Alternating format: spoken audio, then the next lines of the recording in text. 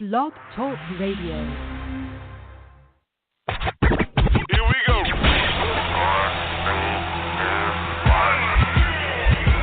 Blast off.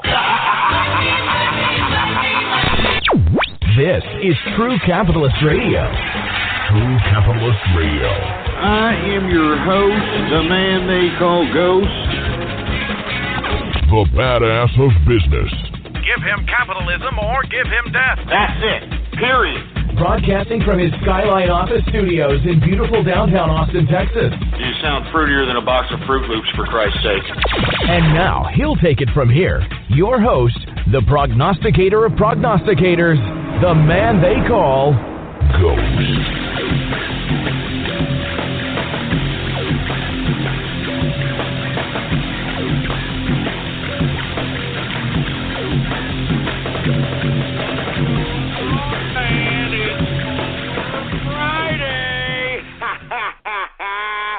What's going on, folks? And thank you very much for tuning in with me to another edition of the True Capitalist Radio broadcast.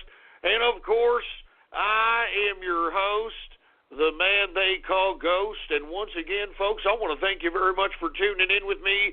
This is episode number 534. Episode number 534 for all the folks that are keeping track of the True Capitalist Radio broadcast. And before we get into anything else, I'd like to ask each and every one of you to please spread it around like wildfire and let everybody know that True Capitalist Radio is in effect and in the house. And we are live every Monday, Wednesday, and Friday, 6:30 p.m. Central Standard Time, right here on the official website of the True Capitalist Radio broadcast. And it is blogtalkradio.com/ghost. That's blogtalkradio.com/ghost. And, of course, if you have not done so, please follow me on Gab, baby. All right, follow me on Gab. It's the last bastion of free speech on the social media today. You can follow me on there under the name Politics Ghost. All one word, no underscores. Politics Ghost. That's right, folks. As a matter of fact, I'm bringing back my website. I do have a little bit of a blog, folks. I've been kind of neglecting it because I've got all kinds of things going on. But if you want to get to it, folks, you can type in your browser right now, ghost.report. I just put out a new blog about the rise of the shit coins out here. I'm talking about these damn cryptocurrencies that have circulations of tens of billions, and you've got morons actually invested in these things, actually believing they're going to go up $1,000 a coin or some crap. So I write about that. Once again, if you want to check that out, bookmark it, add it to your favorites. This is my blog, yours truly, ghost.report. That's all you got to type in your browser, ghost.report. Now that we got that all out of the way, folks, let's talk about what we're going to discuss on this Bowler Friday edition of the True Capitalist Radio broadcast. Of course, in the first hour, we're going to talk about our cryptocurrencies, the stocks, money, all the capitalist good stuff. In the second hour, we're going to discuss President Trump, and obviously we're going to discuss what everyone's wondering, is the government shutting down? Is the government shutting down? And are the Democrats going to allow it to shut down because they want to back up people that are in this country illegally over actual citizens of this country? And we're going to go into extensive conversation about that in the second hour. And hopefully, I mean, you know, look, I don't want to get into it right now, man. I'm going to get passionate about this. I'm sure there's a lot of folks out there that are just, they're sick. They're sick of these Democrats because they've done nothing. They were in power for 8 years during Obama, and what happened? They threw America back 25 years economically, socially, and politically. And here within the past year, I'm talking 1 full year of the president today, 1 full year, this man, President Donald Trump, has brought us out of the brink of that socialist nightmare that was the Barack Obama administration. So with that being said, folks, Democrats, once again, the anti-American pieces of garbage that they are going to shut the government down because they believe that people that are in this country illegally have more rights than you as an American citizen. That's what this is all about. I mean, don't listen to those talking heads out there in the mainstream media. That's what this is all about.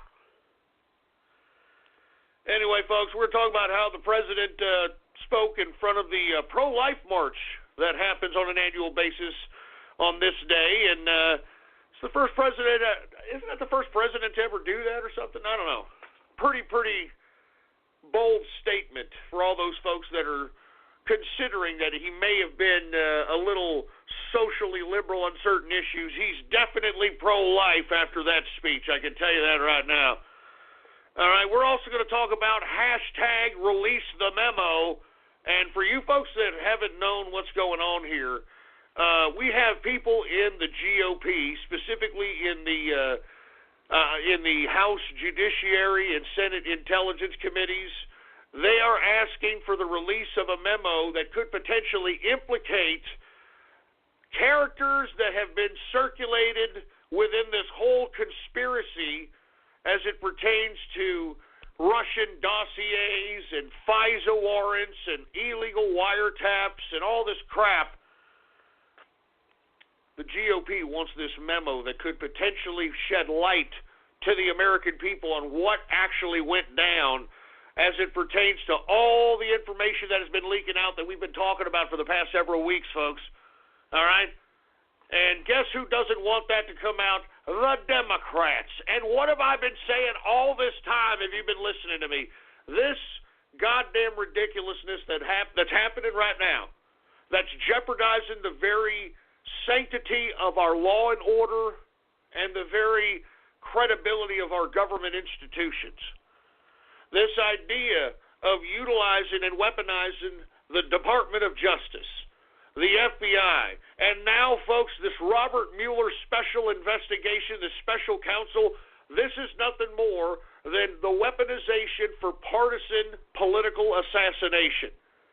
They literally, and I'm telling you, that's why this hashtag release the memo is all over every social media out here, whether you're on Gab, Twitter, or any of them, because we want to see what's going on out here. We want to know if Peter Strzok and Bruce Orr and his wife Mellie and all these people, Rosenstein, all these people that we speculate are involved in this grand conspiracy in an attempt to try to remove a duly elected president. We want to know for a fact, and the GOP that are privy to this information want it released, and of course the Democrats don't want it. Good God. We're going to talk about that, folks, all right? And guess what, folks? Guess what's happening this weekend in Washington, D.C. that we're going to talk about as well? Guess what's happening?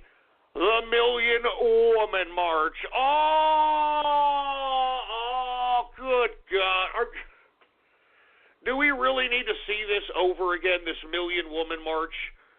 It's as if y'all didn't remember what y'all said and did in the last march that completely has made you all hypocritical versions of yourself.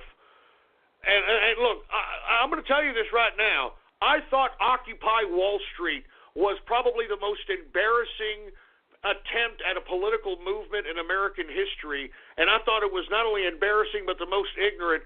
No, not until the damn Million Woman March came about. That one took the pink taco, no pun intended, for Christ's sake, man. Pure ignorant hypocrisy. Pure ignorant hypocrisy. And we're going to talk about it. And let me tell you what we're going to talk about for all you folks that are listening in and are probably saying, Ghost, are you going to be sexist? No, I'm going to be realist. That's what I'm going to be. I'm going to be a realist because lest we forget, this was right after the president was sworn in. They had this ridiculous woman march. And what was the point of emphasis with these women? The little pussy hats. Excuse my French, folks. I'm sorry. It is a Friday evening, but this is what women want you to know about them. This is what they believe at this Million Woman March gives them power. the hole between their legs. And if anyone is trying to say that I'm being vulgar about that, that's what they represented last year, and that's what they're going to represent this weekend. Pussy hats and pussy costumes. Women making complete vaginas out of themselves, figuratively and literally.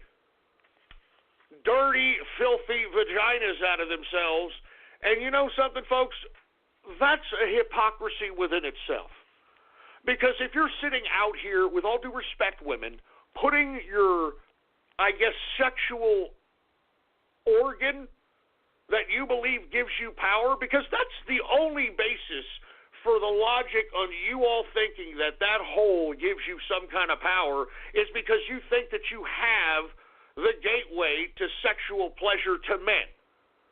And that's what you believe gives you the power. That's the basis of your existence, just by you wearing those hats, just by you dressing up like a vagina.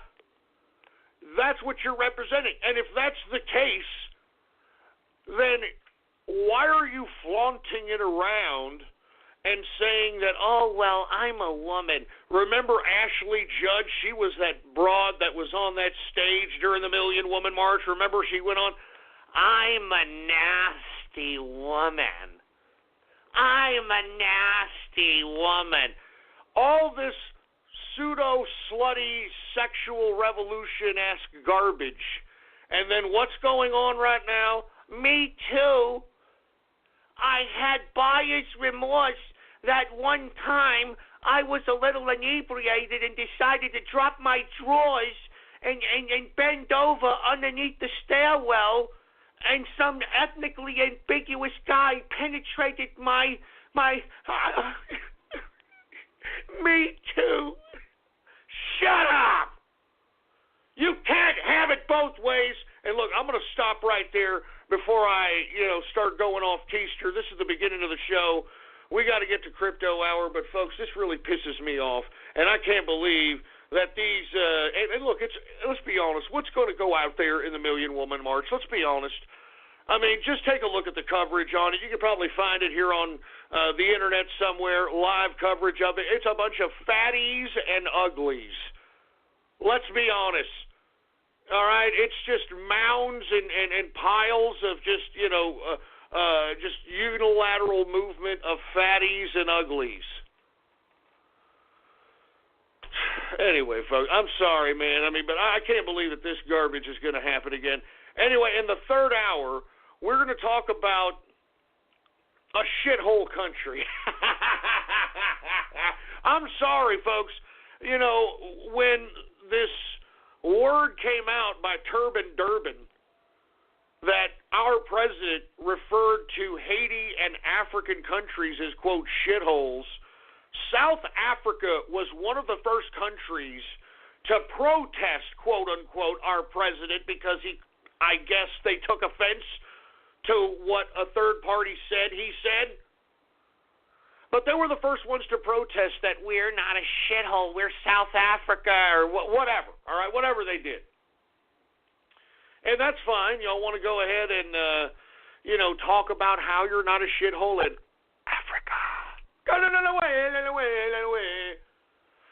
Well, folks, not to be a party pooper to the protest out there in South Africa against our president over here, but one of the main cities in South Africa, Cape Town, is running out of fresh water. You understand what I'm saying? I mean, give me a break. I mean, let me explain that one more again, and I'm going to move on. I know I'm going on and on about this. All right? South Africa is one of their main cities in South Africa, Cape Town, is running out of fresh water. All right? Now, I don't know what a shithole is or how it's defined, but, typically when you think of a shithole, there's a hole there, right? And there's obviously some kind of excrement in there, and it's got to be, I guess, moist to some capacity, right? There's no running water in there. There's no running water. There's no fresh water in there. So I don't know. I'm just trying to define what shithole is. I don't know. We'll talk about that later. Anyway, we're talking about Putin. Putin compares communism to Christianity. What the hell is this guy talking about? I told you this guy was a commie. I told you this vodka-drinking, cockeyed, mouth-breathing idiot, this manlet, Vladimir Putin, I told you he was a damn commie. He came out and admitted it. By God. And last but not least, folks, we're going to talk about Pope Francis and his visit to Chile. And they really did not want Pope Francis out there in Chile. And, of course, him being the pompous asshole that he is, he decided to visit it anyway. And the reason he's having a lot of opposition to his visit in Chile, the South American country, is because of all the sexual molestations that the Catholic Church has conducted, for Christ's sake, and people haven't forgotten about it. And you know what Pope Francis said? Because, look, there's been a lot of things that have been happening we'll get to in the third hour, but you know what he told these people out there in Chile when he visited? He said that people who are accusing the church of sex abuse as it pertains to a certain bishop that, I don't know, is his chums. I don't know what the hell it is. Anyway, look, he's accusing sexual abuse victims of slander in Chile. Oh, God Christ. I'm not joking around. This satanic, sick Pope accusing sexual abuse victims of slander in Chile. Just to go ahead and I mean, you can't make this up, man. You can't make this crap up. Anyway, we're going to talk about all that. Anyway, now that we got that all out of the way, let's go ahead and talk a little bit about cryptocurrency, folks. Now, I want to say first and foremost, Happy Baller Friday before we get into cryptocurrency. I have a pretty big tall glass of Johnny Walker Blue Label Ghost and Rare. Oh, yeah. And it's probably going to be my last, folks, because unfortunately... Now's the time to get more happy because the SoCal resident ticket is back at the Disneyland Resort. Save up to 25% on select multi-day tickets, and with more savings, you get more excitement, more joy, and more magic. There's no better time to get more happy. Visit Disneyland.com/SoCal or click on the banner for details. Savings based on non-discounted price for the same ticket. Valid for residents in select SoCal zip codes with valid ID. Tickets expire May 24th, 2018. Restrictions apply. Aside from Johnny Walker being pro-migrant invasion of Europe, Johnny Walker is now cucking itself to feminism and is going to release something called Jane Walker. Yeah, some kind of scotch named Jane Walker. So I think this is about it. As much as I appreciate this particular blended malt spirit, I think that's about it, man. I'm not going to sit here and continue to burn money on people that just, I don't know what, I mean, it's, you know that you're creating alcohol. You're making alcohol, right, Johnny Walker? No one gives a crap. No one gives a crap about your goddamn soapbox, you virtue signaling idiots. You're literally peddling the last legal drug.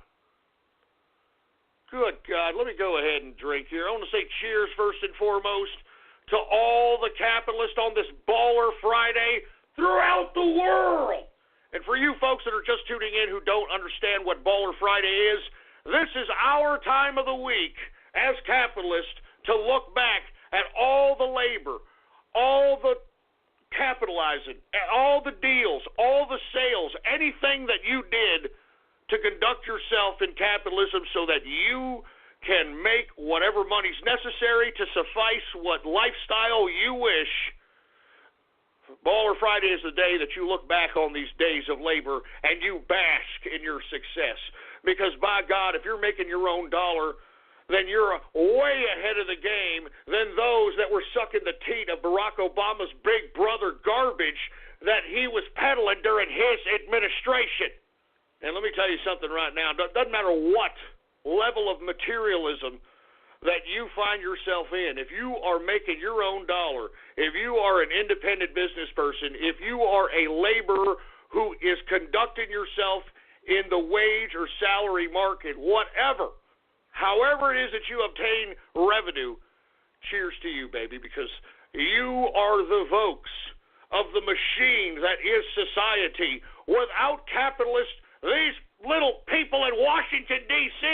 that are making these ridiculous deals on whether or not the damn government should continue going, these people wouldn't even be in existence if it wasn't for us, the capitalists, who pay taxes, who actually fund this whole goddamn idea of government.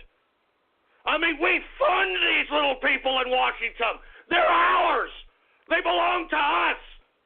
And that's why I keep telling each and every one of you capitalists, it doesn't matter how much you earn. If you are paying taxes, you own these little people in Washington. And let me tell you, with the election of Donald Trump, they are hearing us now. I can tell you, they are hearing us now. They're hearing us now. With Donald Trump as being president, they are hearing our capitalist voices now, boy. I want to say cheers once again to the capitalists throughout the world. I want to say cheers to the inner circle. And I want to say cheers to the modern-day George Washington, the man who saved America. I'm talking about our current president, Donald Trump. Thank you very much. Cheers, baby.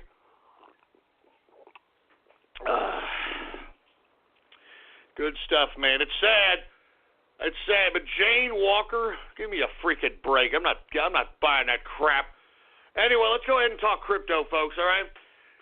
Now, I want to be honest with you, folks. I have literally seen, within the past 5 days, about $150 billion in market capitalization, and I'm talking total market capitalization of the entire crypto market, go in and out within the past 48 hours.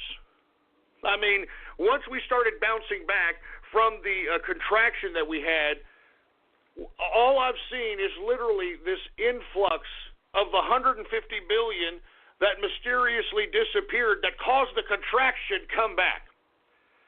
Now, with that being said, folks, this is why I keep telling you, the people that are playing the Wall Street game are definitely now in cryptocurrency. And they have the funds to be able to put in hundreds of billions of dollars into this market and be able to take it right away. On top of that, we have a lot of dumb money coming into the cryptocurrency market. I'm talking about people that are hearing this on CNBC, which, folks, once again, do not listen to CNBC, Bloomberg, Fox News, any of the traditional Wall Street covering medias when it pertains to cryptocurrencies. All right? I mean, the bottom line is, folks, the information for you is out there, and if you're going to trust anybody, trust True Capitalist Radio, baby, because everybody knows that we as a community, especially my inner circle, we understand the value of cryptocurrency. We're years ahead of all these bozos that are claiming to be goddamn experts in crypto. Now, let's go ahead and cover some cryptocurrencies here, folks, because the current market capitalization of the entire market right now, I'm talking all cryptocurrencies, and currently there are 1,460 cryptocurrencies in circulation, different ones. The entire combined market capitalization is $579 billion in market capitalization.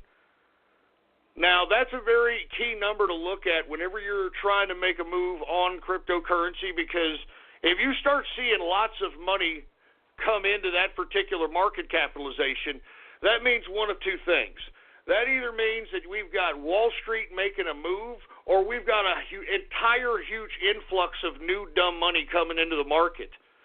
Either way, that money is very temporary, because as you saw with these runs on these shit coins, and I'm talking about Tron, I'm talking about Ripple, I'm talking about all these other shit coins that have tens of billions in circulation, once they went into the market, they were the ones that caused the influx of this big, huge market capitalization. I mean, folks, prior to the crash, I saw this market cap of the entire market at $800 billion. $800 billion. Right now it's at $579 billion. So if you want my personal opinion, folks, if you take a look at the coins that CNBC and Bloomberg and all these other supposed legitimate business media are trying to push on you, if you want my opinion, they're pushing them on you as if they have a vested interest in them. Whether they have a considerable amount of those coins in their possession, whatever it is. And you know the thing about it, this is not a regulated industry.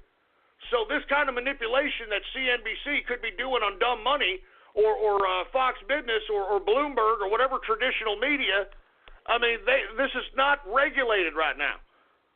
So that's why I'm saying, folks, you got to take into consideration a bunch of factors when you're invested in this game. Right now, it's at $579 billion in total market capitalization.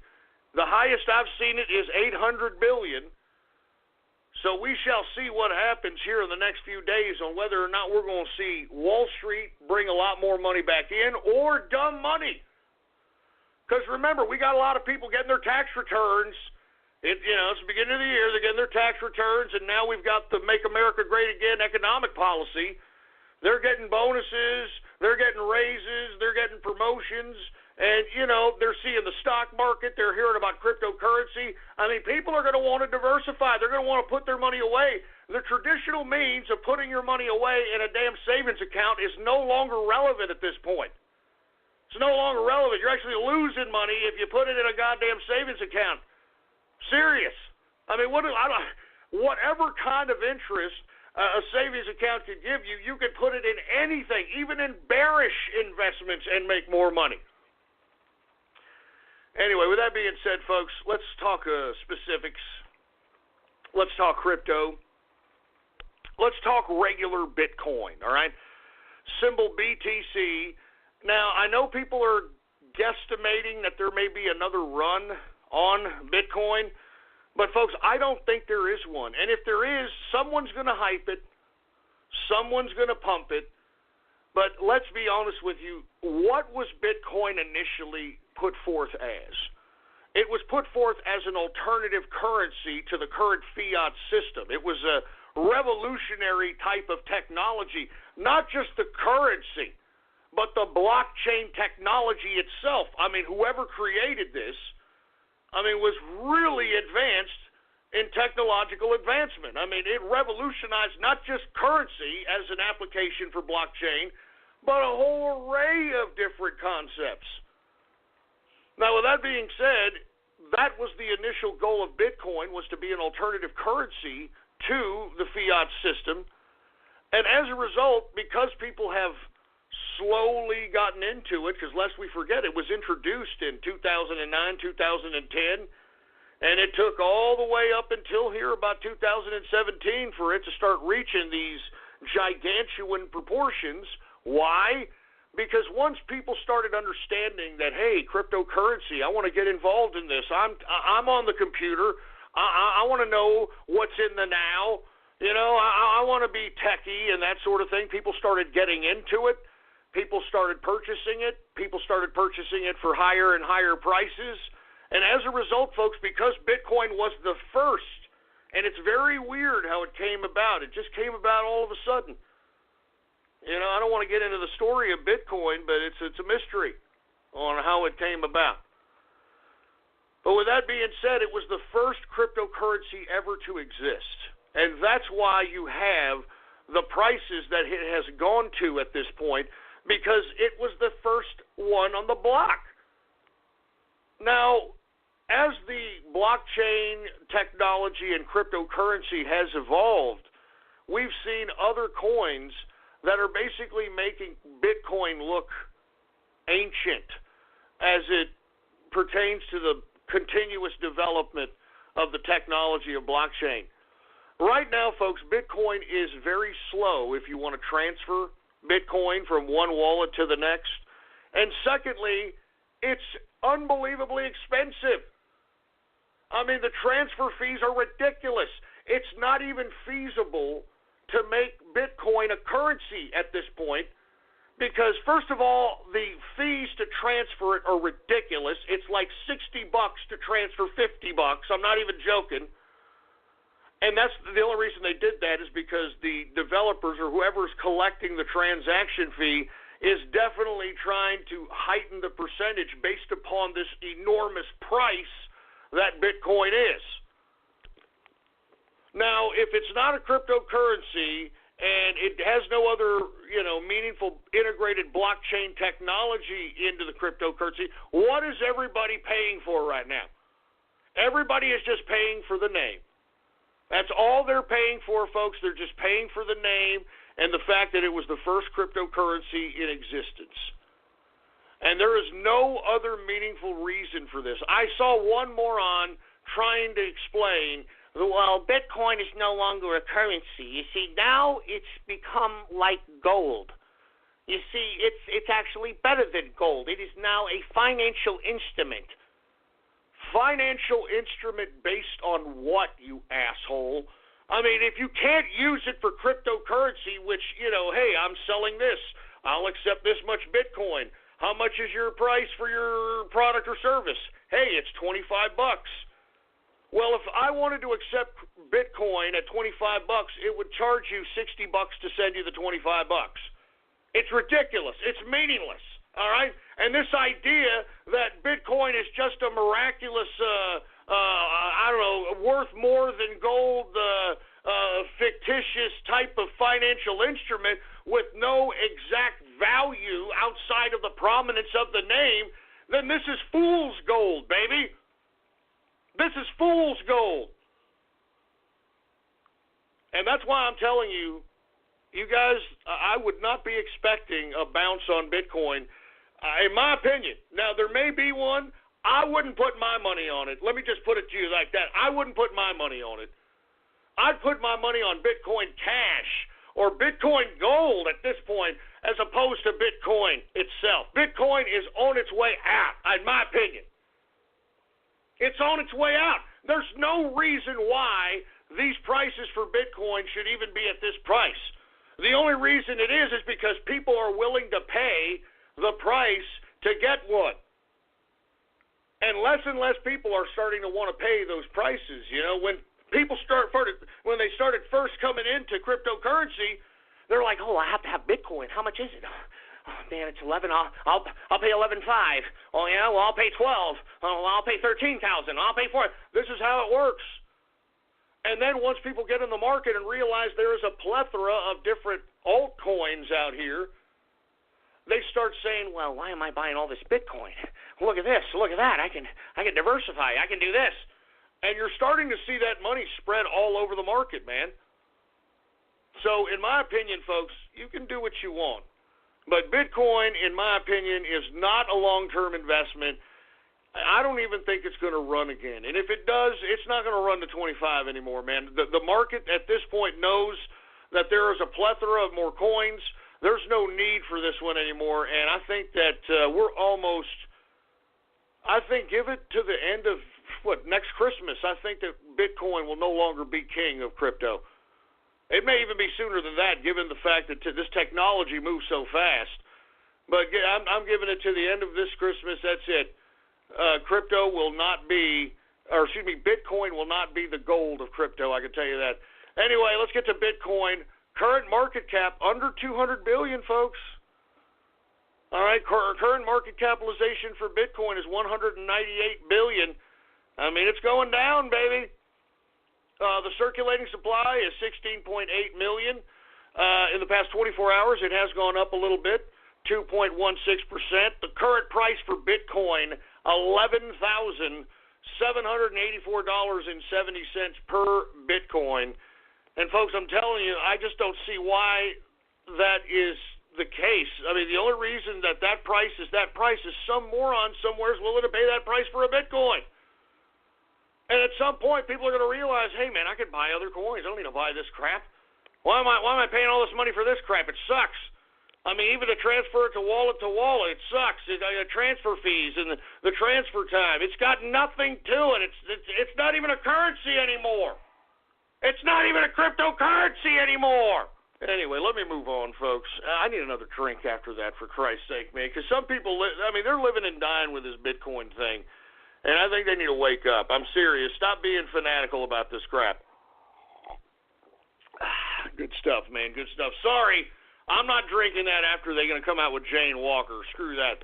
Anyway, let's get to Ethereum, symbol ETH, folks. All right, current market cap, it is number 2 in market capitalization, folks. Ethereum, $102 billion in market capitalization. The current circulating supply, folks, is 98 billion in circulate. Or 98 million with an M. Sorry, 98 million in circulation, and that's my only qualm about Ethereum is the fact that you've got 98 million in circulation, and there is no total circulation for this damn coin. If you take a look at the end circulation, there is none. I mean, it's going to go on forever. It's freaking Dogecoin. The only reason that I feel that this coin is going up so high is because, not to mention, has it been pumped on CNBC and Bloomberg, but at least it has the ERC20. It is the ERC20 token, and it has smart contract technology integrated in it. And that's why everybody's going to it. See, people are starting to get smart now, and they're realizing that technology is where the value is.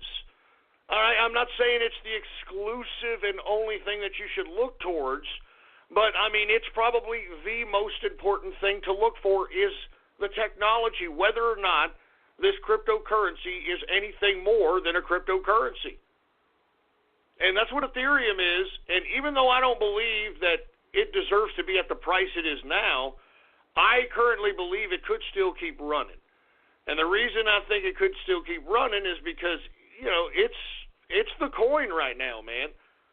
I mean, there's a lot of variants that are made off of the ERC20 that use its smart contract technology. So, I mean, at least you can justify the $1,000 plus price on the Ethereum because people are realizing that, hey, this is a little better than Bitcoin here. This isn't bad.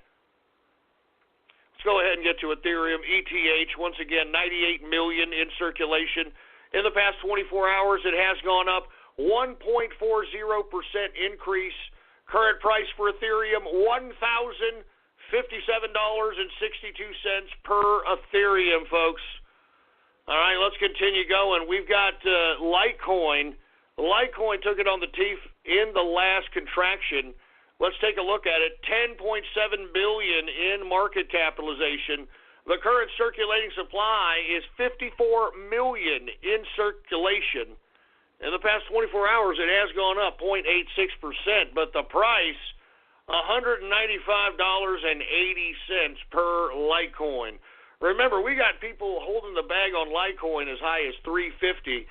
Now, whether or not Litecoin is going to do anything, that remains to be seen. We've talked about the rumors, talked about the speculation, but in the end, folks, Litecoin is just a coin, and it is accepted now as a more alternative to a crypto to others because not only is it a faster transaction speed, but it's cheaper. I mean, to transfer the damn thing is cheaper. So I'm just covering it because I know I have a lot of investors in this particular coin, and, I want to keep covering it because of that. So let's continue. Let's get to Dash, folks. DASH. Current market cap for Dash is $6.6 billion in market capitalization. The current circulating supply for Dash is 7.8 million in circulation. 7.8 million, not too bad. In the past 24 hours, it has gone up 1.45% increase. The current price for Dash, folks, $855.61 per Dash, and I think those are very attractive prices if I don't say so myself. Let's go to Monero. Monero is climbing. Once again, what did I tell you about these privacy coins in the dark webs? They cause the price to go up, folks, all right? Let's get to Monero, symbol XMR. Current market capitalization is $5.7 billion market cap. The current circulating supply is 15.6 million in circulation. In the past 24 hours, it has gone up 15.09% increase. The current price for Monero, symbol XMR, $368.65 per Monero. And let's be honest, folks, we've seen Monero go up to about, 485, 480. So we got people holding the bag up until that price. And there's only 15 million in circulation. All right, 15 and change million in circulation. It's a privacy coin. It looks decent. I like these prices, to say the least. Let's get to Bitcoin Cash, since I was talking about Bitcoin Cash, folks. Now, last Wednesday when I was suggesting things to buy, I said Bitcoin Cash. It was at about, I think it was about a 1,500, something to that capacity, a little lower. Symbol BCH, the current market cap is $30.4 billion in market capitalization. The current circulating supply is 16.9 million in circulating supply.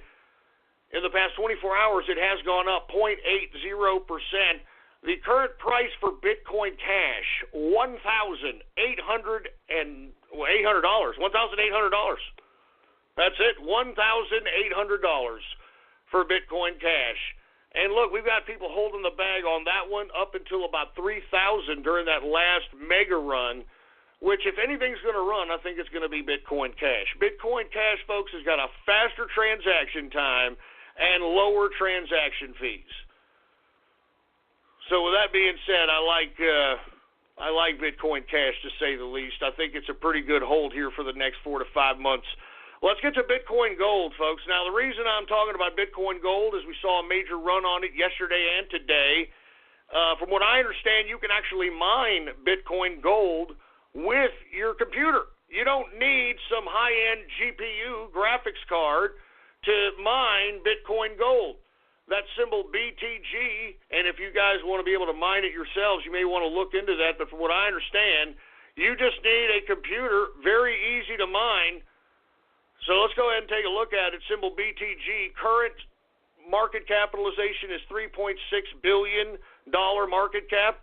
The current circulating supply is 16.7 million in circulation. In the past 24 hours, Bitcoin Gold, so many damn Bitcoins, Bitcoin Gold has gone up 5.03%. Current price for Bitcoin Gold, $217.03 per Bitcoin Gold. Bitcoin Gold doesn't look too bad, folks. All right, it doesn't look too bad at these prices. I think I could price this at about 600 or 700, at least within the year, at least. I mean, there's a lot of good things about it. It's still just a cryptocurrency, but at least it's got low fees and fast transaction times. That's very important, especially if you're making quick money moves and quick trades. I mean, these are important things to do and important things to know. Time is money, literally, in this game. All right, let's go ahead and get to Quantum, folks. QTUM. Current market capitalization for Quantum is $3.3 billion in market capitalization. The current circulating supply is 73.8 million in circulation. In the past 24 hours, it has gone up 2.98%. Current price for Quantum, including the Korean exchanges, $45.60 per Quantum. Let's continue going, folks. All right, let's go to, let me see, what was another one that I had suggested last Wednesday? Augur. That's right, folks. I was telling people I like Augur at the price. It was like the low 60s on Wednesday, right after the contraction. The highest it's gone is about 130. You've got high volume on this one, low circulating supply. I still like Augur at these prices. Let's go ahead and take a look at it. Symbol REP. The current market cap for Augur is 860 million in market capitalization. The current circulating supply for Augur is 11 million. That's it, folks. It's all circulated. 11 million, all pre-mined, all circulated. I mean, you can't beat that, baby. You can't beat that. So once again, that's a decent low circulation, and it's already all pre-mined. Now's the time to get more happy, because the SoCal resident ticket is back at the Disneyland Resort. Save up to 25% on select multi-day tickets, and with more savings, you get more excitement, more joy, and more magic. There's no better time to get more happy. Visit Disneyland.com/SoCal or click on the banner for details. Savings based on non-discounted price for the same ticket. Valid for residents in select SoCal zip codes with valid ID. Tickets expire May 24th, 2018. Restrictions apply. With that being said, folks, since I've talked to you folks, and in the past 24 hours it has gone up 20.46% increase. Good God! Current price for Augur, symbol REP, current price $78.26 per Augur. What did I tell you, folks? I'm just saying. Let's take a look at Funfair, folks. Now, I told you guys that this was literally on sale. This one specifically was literally on sale. Let's take a look at Funfair, symbol FUN. The current market capitalization is $537 million in market cap. The current circulating supply is 4.4 billion in circulation. In the past 24 hours, Funfair has gone up 4.70%. Current price for Funfair, symbol FUN, unless we forget, folks, it was at about 6 cents when the market was contracting. All right, it was at about 6 cents. Right now, current price, 12 cents, folks. And at some point, I think that we will see Funfair equilibrium with the dollar, more or less. Because lest we forget, Funfair is a cryptocurrency that's integrated into online casino gaming based on smart contract technology. And I think everybody should be looking to next month. There's going to be a major announcement on Funfair next month. I believe it's the first week. So be on the lookout for that, folks. I like Funfair. It's even a buy at this price. So once again, folks, Funfair is in the house. Let's talk about another one that I discussed, Z Classic. I'm liking Z Classic for a lot of reasons. First of all, it's the Zcash fork. It's the old Zcash token. All right. And secondly, low fees. And there's going to be another hard fork on this one, which is running up the price. And moreover, I certainly do like the circulating supply for this cryptocurrency. And I suggested this one on Wednesday, and I hope people listen to it because it's up, not too bad today. Let's go ahead and take a look at it. Z Classic, symbol ZCL. Current market cap is $475 million market cap. Now check this. The current circulating supply is 3.1 million. In circulation, just 3.1 million. In the past 24 hours, it has gone up 8.10%. Current price for Z Classic, symbol ZCL, $152.04 per Z Classic coin, folks. All right, and now we're running out of time here, but let's go ahead and cover 42 coin here before we go into anything else. That's, of course, yours truly and the Inner Circles coin, and we are the spokespeople of that coin. Let's go ahead and take a look at it. We have seen it slide a little bit because I don't know if y'all saw the charts, but during the major contraction, when we saw literally 150, 200 billion just get wiped out of the market capitalization of cryptocurrency, and everything was in the red, 20, 25, 30%, 42 coin was in the green. And why is that, folks? Because I keep telling you, this is what this coin was made for. It was made for a hedge against contractions like you saw earlier this week. And that's why, if you look at the chart, the damn thing went up the roof during the time of the contraction. Because that's what you do with this coin. You understand what I'm saying? And moreover, it's a long-term investment. Oh, by God, it is a long-term investment. And the reason I say that, folks, is because, first of all, I mean, I'm not saying that a circulating supply is something that you should just exclusively look at when purchasing a coin. But, folks, if you take a look at all the dumb money that's coming into cryptocurrency and that are actually believing the garbage that they're going to be able to get into coins that have tens of billions in circulation, and I'm talking about Ripple, I'm talking about Tron, they're coming in here investing in these coins believing that it's going to go up to $1,000 a coin. And I wrote an article about that on Ghost.Report. If you have not seen it, go ahead and take a look at my Gab, scroll down, a couple of posts and take a look at it, for Christ's sake, man. I mean, I don't mean to harp on circulation, but good God, it's simple economics, man, all right? It's simple supply and demand. I mean, just think, for Christ's sake. Think about it. I've said this 1,000 times. You've got over 38 billion of Ripple in circulation. 38 billion of Ripple in circulation. If every Ripple went up to $1,000, that's over $38 trillion in market capitalization if Ripple was $1,000. And folks, I've already told you that if you Google how much money is there in the world, it'll give you an $80 trillion amount of fiat currency that is currently circulating the globe. That means that over half of the current money circulating in the world today would have to invest in Ripple so that it can get to $1,000, okay? Do you understand how ridiculous that sounds? Do you understand that? That's why I keep telling people, man.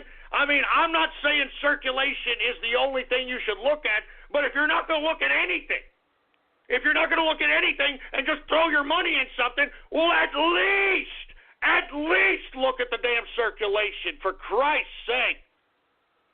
At least. Good God. I'm just saying, man.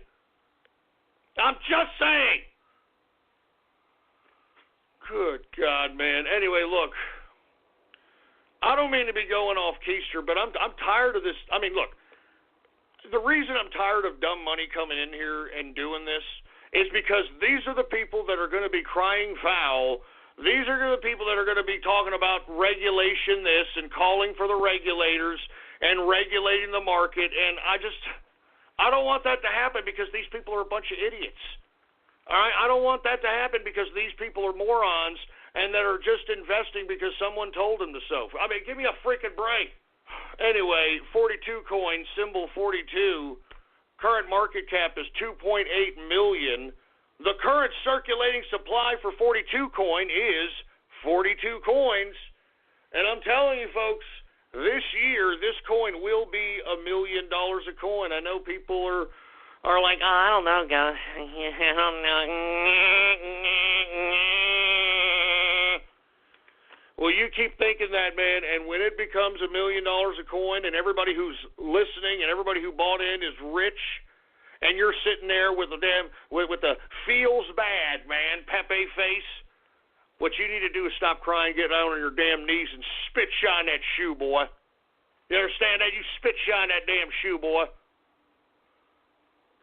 Jesus Christ. Anyway, once again, the current price for 42 coin, let's go ahead and take a look at it, folks, because it's been hovering around this $70,000, $68,000, $75,000 amount.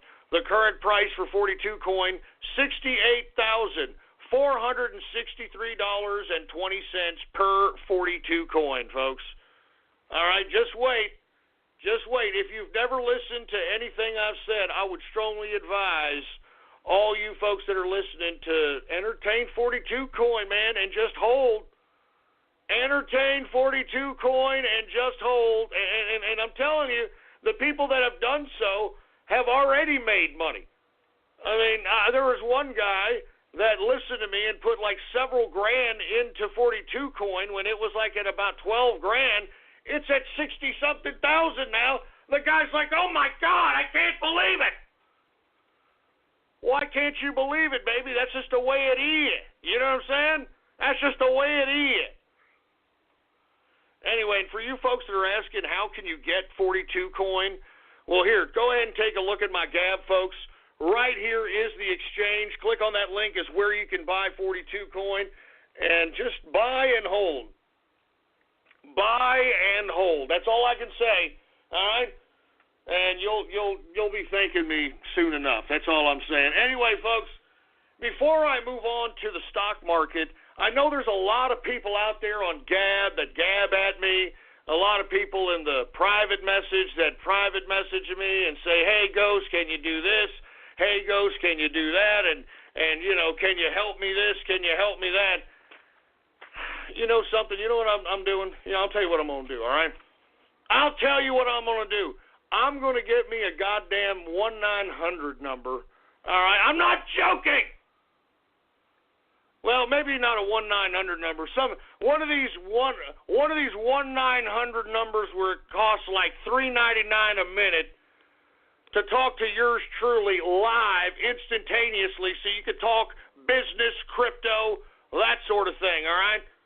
I'm not joking. I'm going to be rolling that. I'm going to be rolling that number out probably this Monday. All right? This Monday, I will be releasing yours truly crypto hotline, where you can ask anything and everything you want to know about crypto. Anything. Wallets, trading, mining, anything.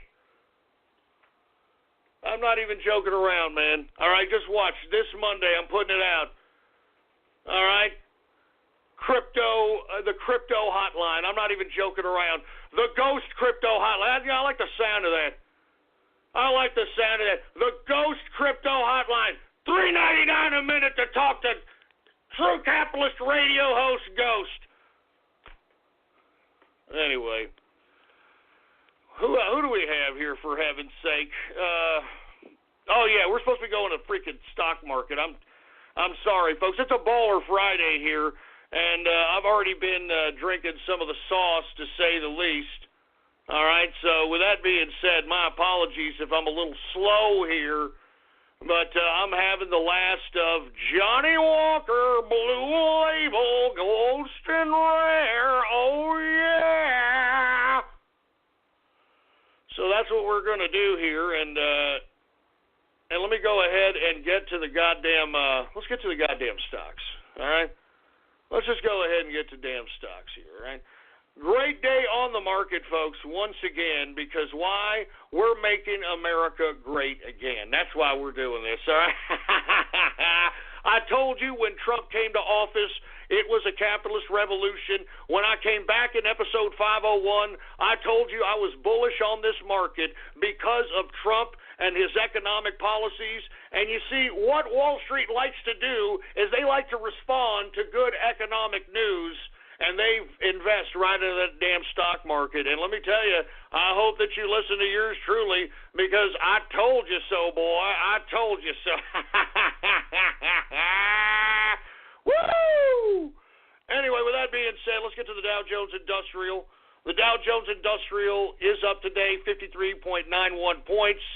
A percentage increase of 0.21%, closing out the Dow at 26,071.72 points for the Dow Jones Industrial, baby. I mean, keep it coming, baby. Keep it coming. Winning, baby. Winning. Making America great again. Winning. Continue going. We got the S&P 500 also up today, 12.27 points. 12.27 points, a percentage increase of 0.44%, closing out the S&P at 2,810.30 points for the S&P 500. We've got the NASDAQ.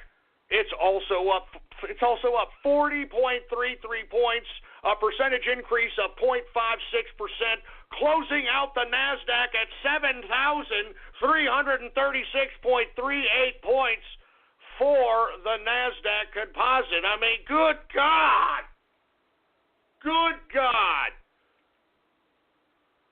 I'm telling you, folks, this is the Make America Great Again economic policy. I told you. I told all of you this was a capitalist revolution, didn't I, boy? I told you. Let's go ahead and get to energy.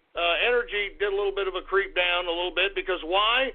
Well, news today came out, folks, that the United States is actually about to beat Saudi Arabia in oil exports. And the only other person that is exporting more oil than us is Russia. So, baby, I'm telling you, what did I say before this man, President Donald Trump, was elected? I said he was going to open up all of America's energy resources, and we were going to be energy producers. We weren't going to be beholden to any goddamn importers of oil, any goddamn foreign oil out here. You understand?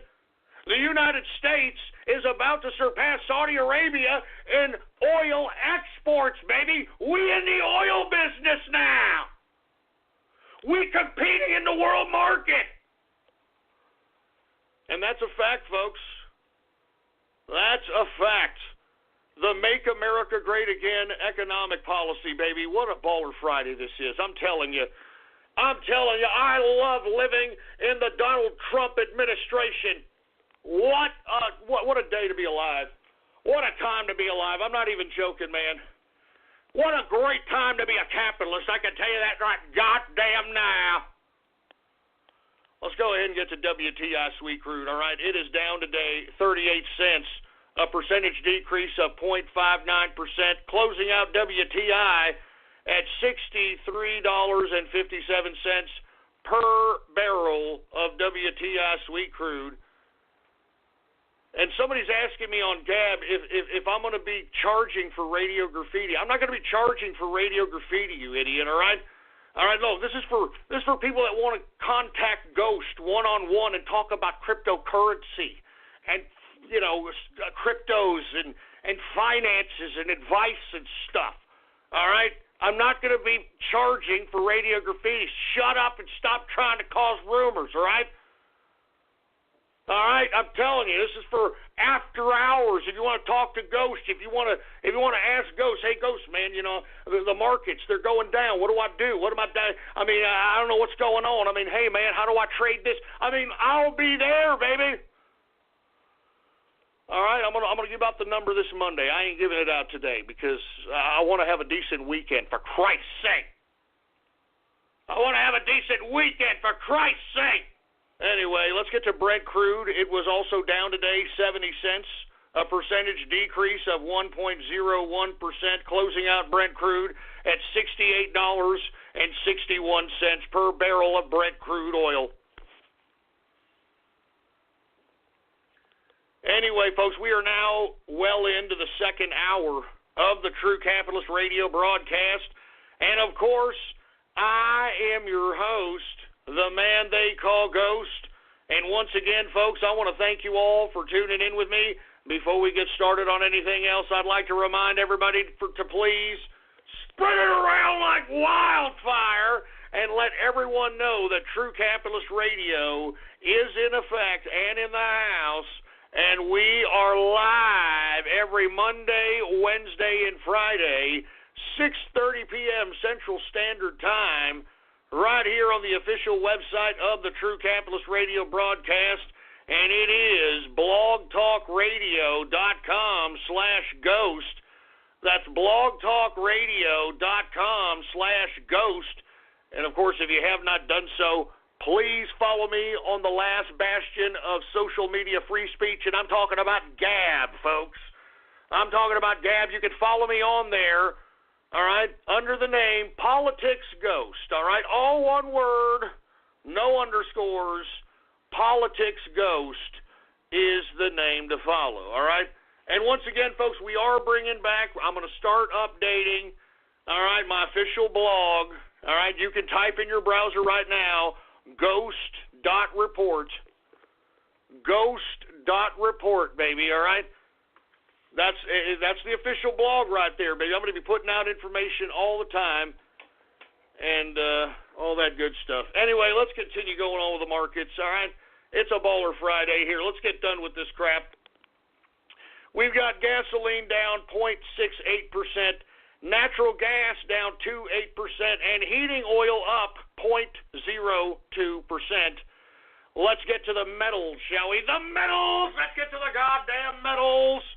We saw metals creep up today because, once again, you got some of the bears a little uncertain about this potential government shutdown.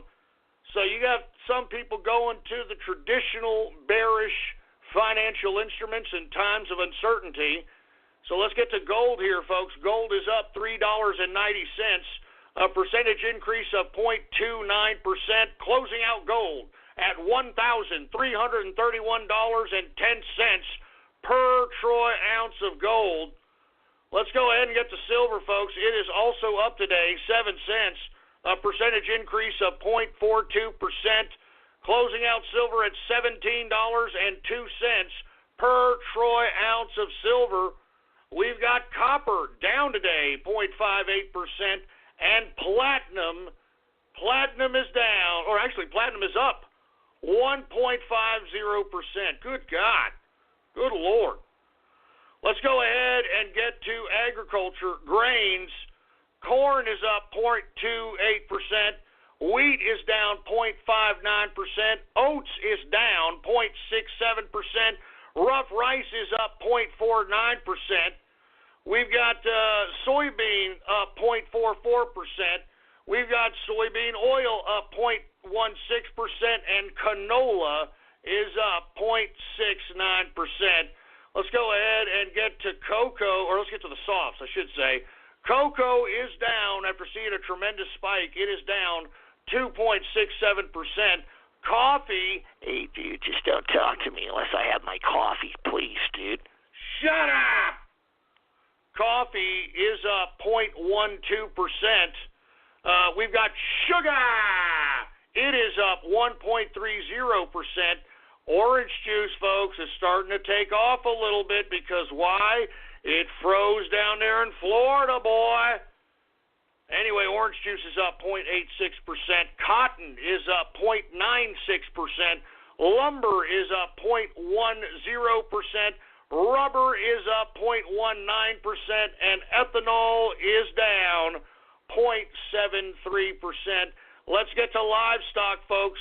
Live cattle is down 0.61%. Cattle feeder is down 1.07%. And lean hog is down 0.53%. And that, my friends, is the markets for your ass on this Baller Friday. Woo! Let me go ahead and take another drink of this here, baby. I'm telling you, I'm a little tipsy here. I'm sorry. Hey, it's Baller Friday, all right? It's freaking Baller Friday. Good stuff, man. Good stuff. Anyway, folks, once again, I'm getting a lot of people here gabbing at me saying that don't charge for radio graffiti. Hey, assholes, I'm not going to charge for radio graffiti. You shut up about that. All right, I'm talking about the crypto hotline. I'm creating the crypto hotline where you can get in contact with yours truly over the phone, baby. $3.99 per minute. I'll answer any of your questions.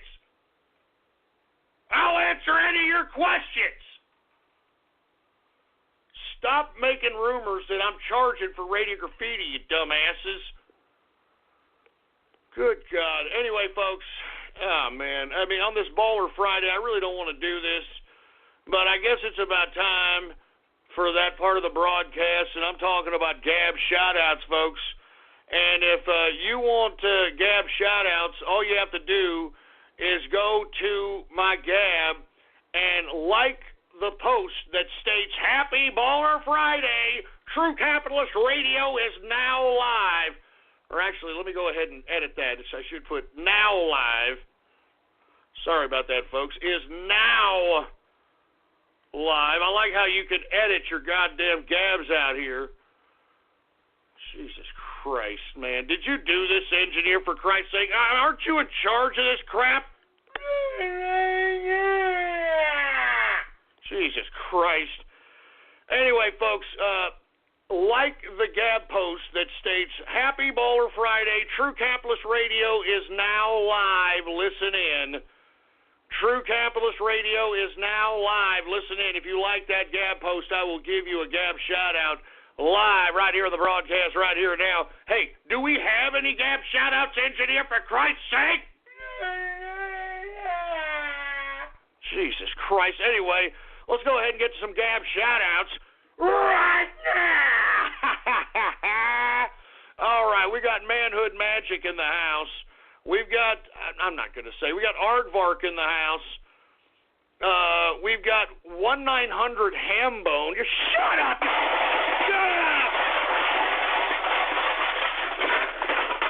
Look, assholes, look, I'm serious, all right? I'm going to start a cryptocurrency hotline, man. All right, you can get in touch with yours truly, me. All right? You can ask me crypto questions, investing and mining and all that crap. I'm not joking. 1-900-HAMBONE. Give me the Shut up, man, all right? Y'all just shut that crap up right now. You know what, man? I mean, look, I'm not going to let you get to me when it comes to this crap. I mean, this is serious business. Go ask the inner circle, all right? We got tens of thousands of dollars we make all the time like it ain't no big deal, for Christ's sake. Yeah, you keep laughing. You keep laughing. The TCR Tard line. I mean, shut up!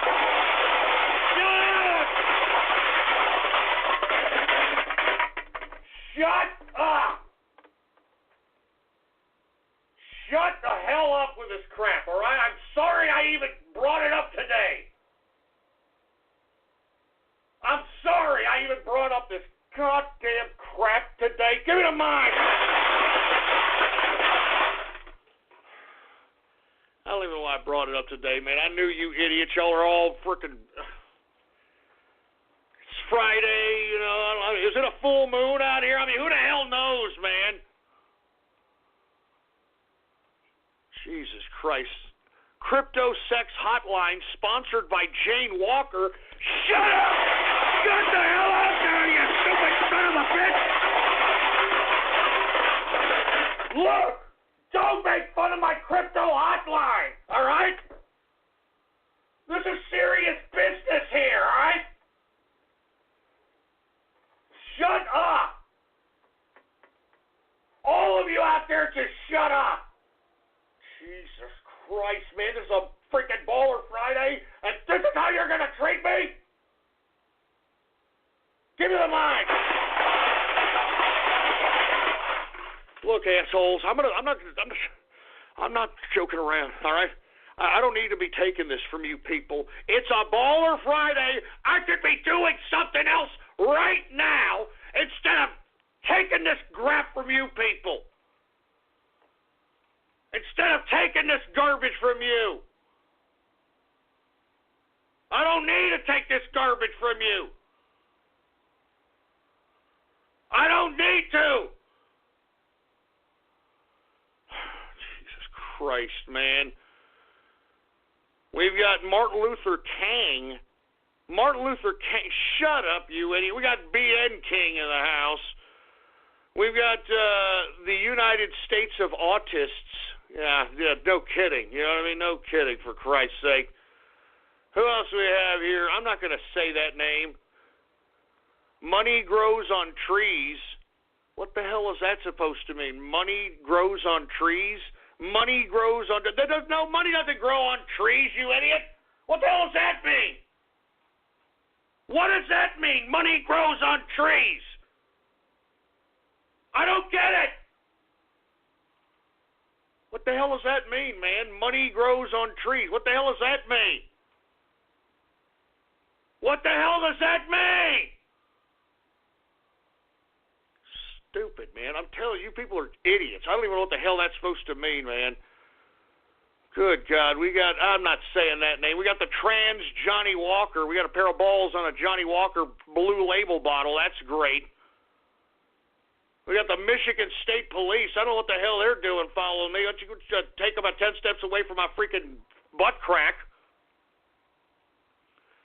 Jesus. Ghost thinks he's Napoleon. No, I don't. What are you talking about? I'm Ghost, boy.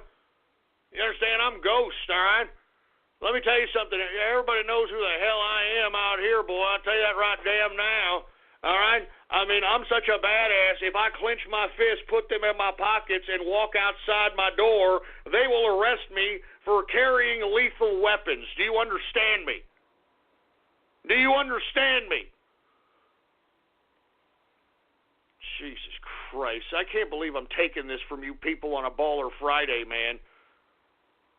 We got Supa in the house. Who else do we have here? I'm not saying that sick name. Shut up.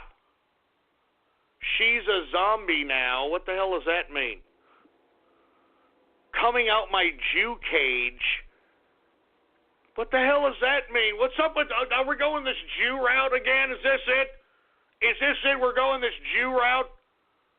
Look at this. Tommy Jewtone. Shut up, man, please. Just shut up. Good God, man. Who else do we have here? We got the Trans Asmodor. Somebody put a pair of balls on Asmodor. Who else do we have here? We got True Chimp Radio Hotline. Just shut up! Shut up about the freaking crypto hotline! Jesus Christ, man. I mean, do you hear these people, folks? Do you hear them? Jesus Christ. Look, I'm only going to take a couple more of these, man, because I don't... Man, I'm serious. I know I've said this a lot, but I'm genuinely serious when I say that I don't want to do this broadcast right now. All right? I want to genuinely be honest with each and every one of you because I don't appreciate what you people do to me on a consistent basis. I mean, I'm literally giving you all millions upon millions of dollars of information out here, and none of you people even give a crap. None of you people even give a rat's ass, for Christ's sake, man. Now's the time to get more happy because the SoCal resident ticket is back at the Disneyland Resort. Save up to 25% on select multi-day tickets, and with more savings, you get more excitement, more joy, and more magic. There's no better time to get more happy. Visit Disneyland.com/SoCal or click on the banner for details. Savings based on non-discounted price for the same ticket. Valid for residents in select SoCal zip codes with valid ID. Tickets expire May 24th, 2018. Restrictions apply. Hi, I'm a helpful Southern California Honda person, and recently we've been doing random acts of helpfulness, like donating shoes to children in need and helping a music therapy facility with new instruments. And we can help you too with a great deal on an award-winning Honda, like the all-new and completely redesigned Accord, a Car and Driver 10 Best a record 32 times. Click the dealer locator link to find a dealer near you and go to SoCalHondaDealers.com to suggest a random act of helpfulness for someone you know. Car and Driver, January 2018. And stop making fun of my crypto hotline, man. I'm not even joking around. All right, you're going to be able to connect to me, yours truly, man. Be able to answer your crypto questions. I'm going to be able to answer your crypto questions. Anyway, who else do we have here? We got Belly the Belt Boy. We've got Ghost Bareback Hotline. You son of a... Damn it!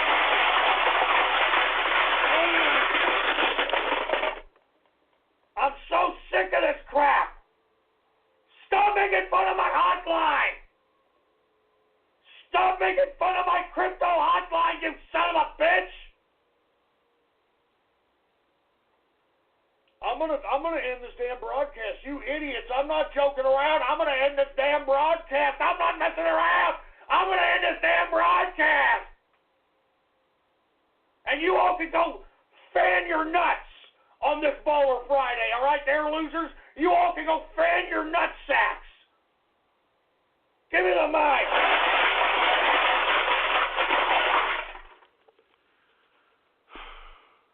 Yeah, I'm telling you, man, y'all aren't going to be laughing when I'm not doing this broadcast, and I'll tell you that right goddamn now.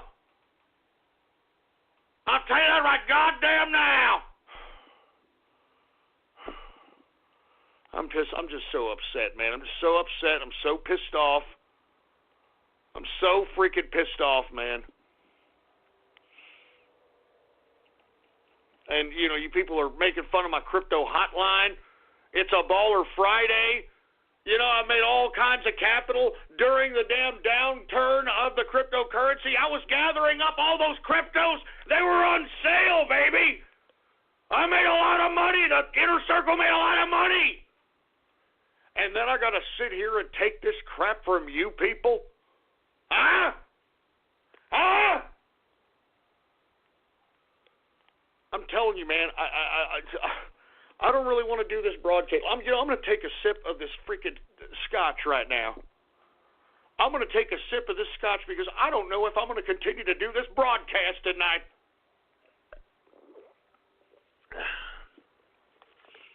I don't know if I'm going to do this broadcast tonight. I'm not joking.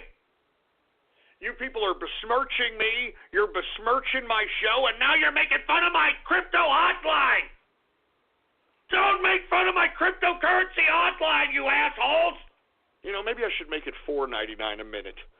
Yeah, maybe $3.99. I don't like the reaction I'm getting here. These people are talking about all kinds of weird sicko pervert stuff.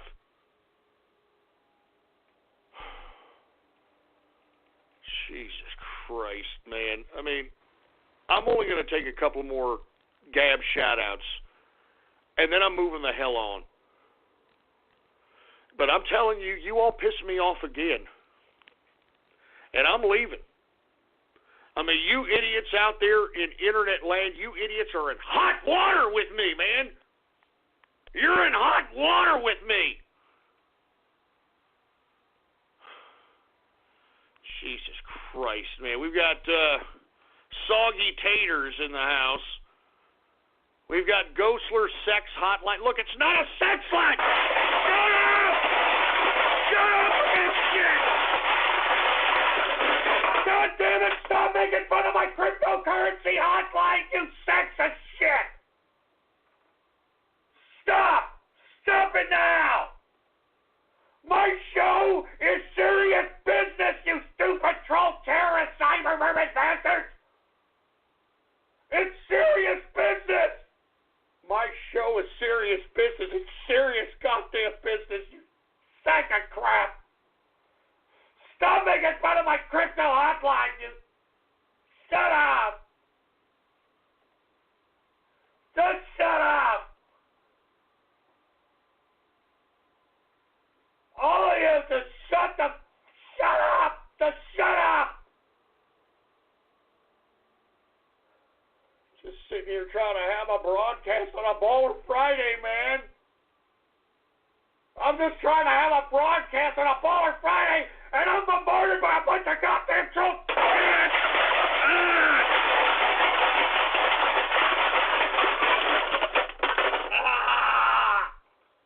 I'm tired of you pricks. I'm tired of all of you. I'm tired of you.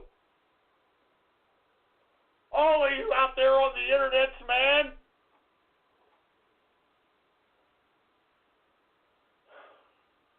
I just can't. I don't want to do this broadcast, man. I don't want to do it tonight, man. I shouldn't, a man like me, a capitalist like me, making this kind of money, shouldn't be subjected to this kind of crap. A man that's in my position in life. I'm a capitalist, you assholes. Don't you ever forget that. I'm a capitalist. And I deserve the respect accorded that title. I deserve the respect. I deserve the respect.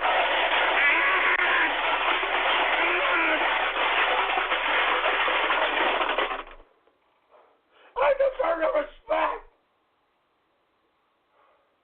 I deserve that goddamn respect, man. This is my show. This is True Capitalist Radio hosted by Ghost, you asshole. Oh, God damn it. Piss me off. All of you piss me off. You piss me off. Oh, God. And shut up on Gab. All of you all just shut up.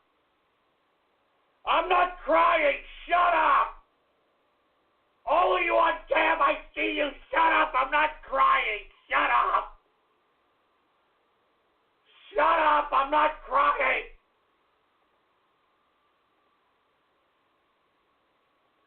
Son of a bitch. I poked myself in the eye, man. Give me the mic.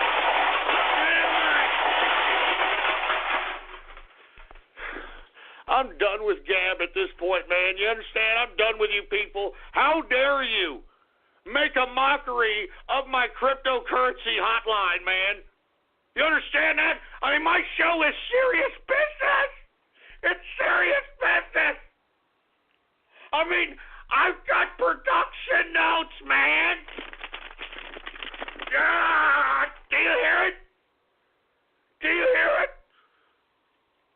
I've got production notes right there that I handwrite myself. Give me my drink, man. Give me my goddamn drink.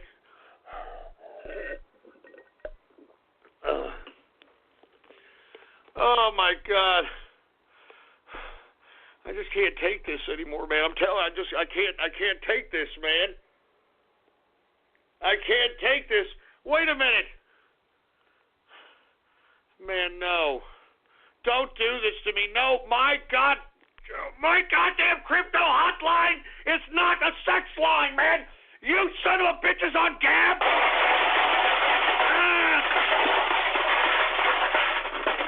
Look at my Gab. Check out my Gab. They're trying to make fun of my crypto hotline like it's a goddamn sex line. Like it's a sick, perverted sex line. No. No. It's... God damn it, man. I'm going to end the broadcast, man. I'm not joking around. I'm going to end the goddamn broadcast. This is not a sex line. It's a cryptocurrency hotline. It's a cryptocurrency hotline, for Christ's sake. Oh, God. Give me the goddamn mic.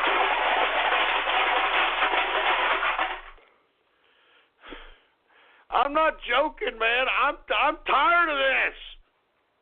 Stop gabbing at me. Stop gabbing at me. Jesus Christ. Just stop gabbing at me, please. I'm not in the mood right now. God damn it, man. I don't want to do this. I don't want to do the broadcast engineer. I'm done with this crap. I don't want to do this broadcast, man. These scumbags don't deserve it. Yes, I'm talking to you. I'm talking to you troll terrorists out there who make my life a living hell. You don't deserve it. You don't deserve my Friday nights. You don't deserve it. Good God. You don't deserve it. I mean, you assholes, man, you all hear the passion, don't you? Every time I broadcast, you all hear the passion? You all hear the fury? And this is all you give me, huh? This is it. This is it, huh? This is all you give me, huh? Some kind of a piece of crap baller Friday. I'm not looking at Gab anymore. Take Gab off my screen, engineer. Take it off. Take it off. Just take it off, man. Oh my God. I don't want to do this. I don't want to do the broadcast, man. I really don't. I mean, there's things to talk about. I want to talk about, for Christ's sake. All right, I mean, let me just ignore the goddamn freaking Gab and let me just continue talking, all right? Just take Gab off my goddamn screen. Let's just talk about President Trump, man. That'll put me in a better goddamn mood, all right? Unfortunately, my president right now, he's in the middle of some BS negotiation with these Democrats who are acting like these troll terrorists and cyber vermin right now, who are causing nothing but havoc and ruining everything for everybody. These Democrats are literally wanting to shut down the government for illegal immigrants, folks. Don't you ever forget that. These Democrats believe that these illegal immigrants supersede your authority as an American citizen. And that's what these Democrats are doing. That's why they are shutting down the government. Don't you ever forget that. You need to perpetuate that to everyone you know. Don't let the lamestream media and Chuck kick the American people in the balls Schumer let you think otherwise. Do you understand that? These Democrats are going to shut down the government because they think illegal immigrants are more important than you. I mean, is that what you Democrats believe? You sorry sacks of crap? You sorry sacks of crap believe that illegal immigrants supersede the authority of American citizens? Folks, that's treasonous. And if that's what these Democrats believe, well, by God, they're a bunch of anti-American pieces of trash, and that's what I've always called them. That's what I've always called them ever since I started broadcasting. And look at them, sniveling anti-American weasels, willing to shut down the government over illegal immigrants. And let me tell you, folks, I said this on Wednesday, that the Republicans were writing up a continuation resolution, whatever the hell you call it, so that they can extend the budget up until February 16th next month, and then we could do this whole song and dance all over again. And in this continuation, whatever the hell it's called, continuous resolution, I don't care what it is. I'm pissed. Some asshole troll terrorists and cyber vermin have ruined my Bowler Friday, and I'm pissed.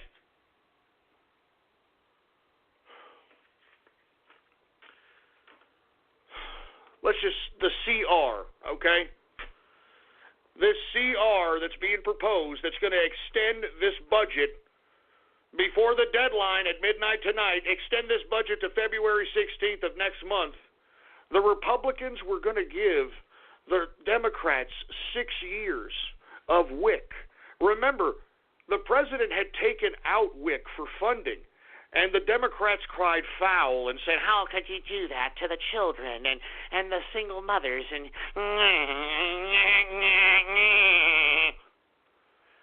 here we have the Republicans putting into a resolution, a CR bill, so that we can extend the budget to February 16th.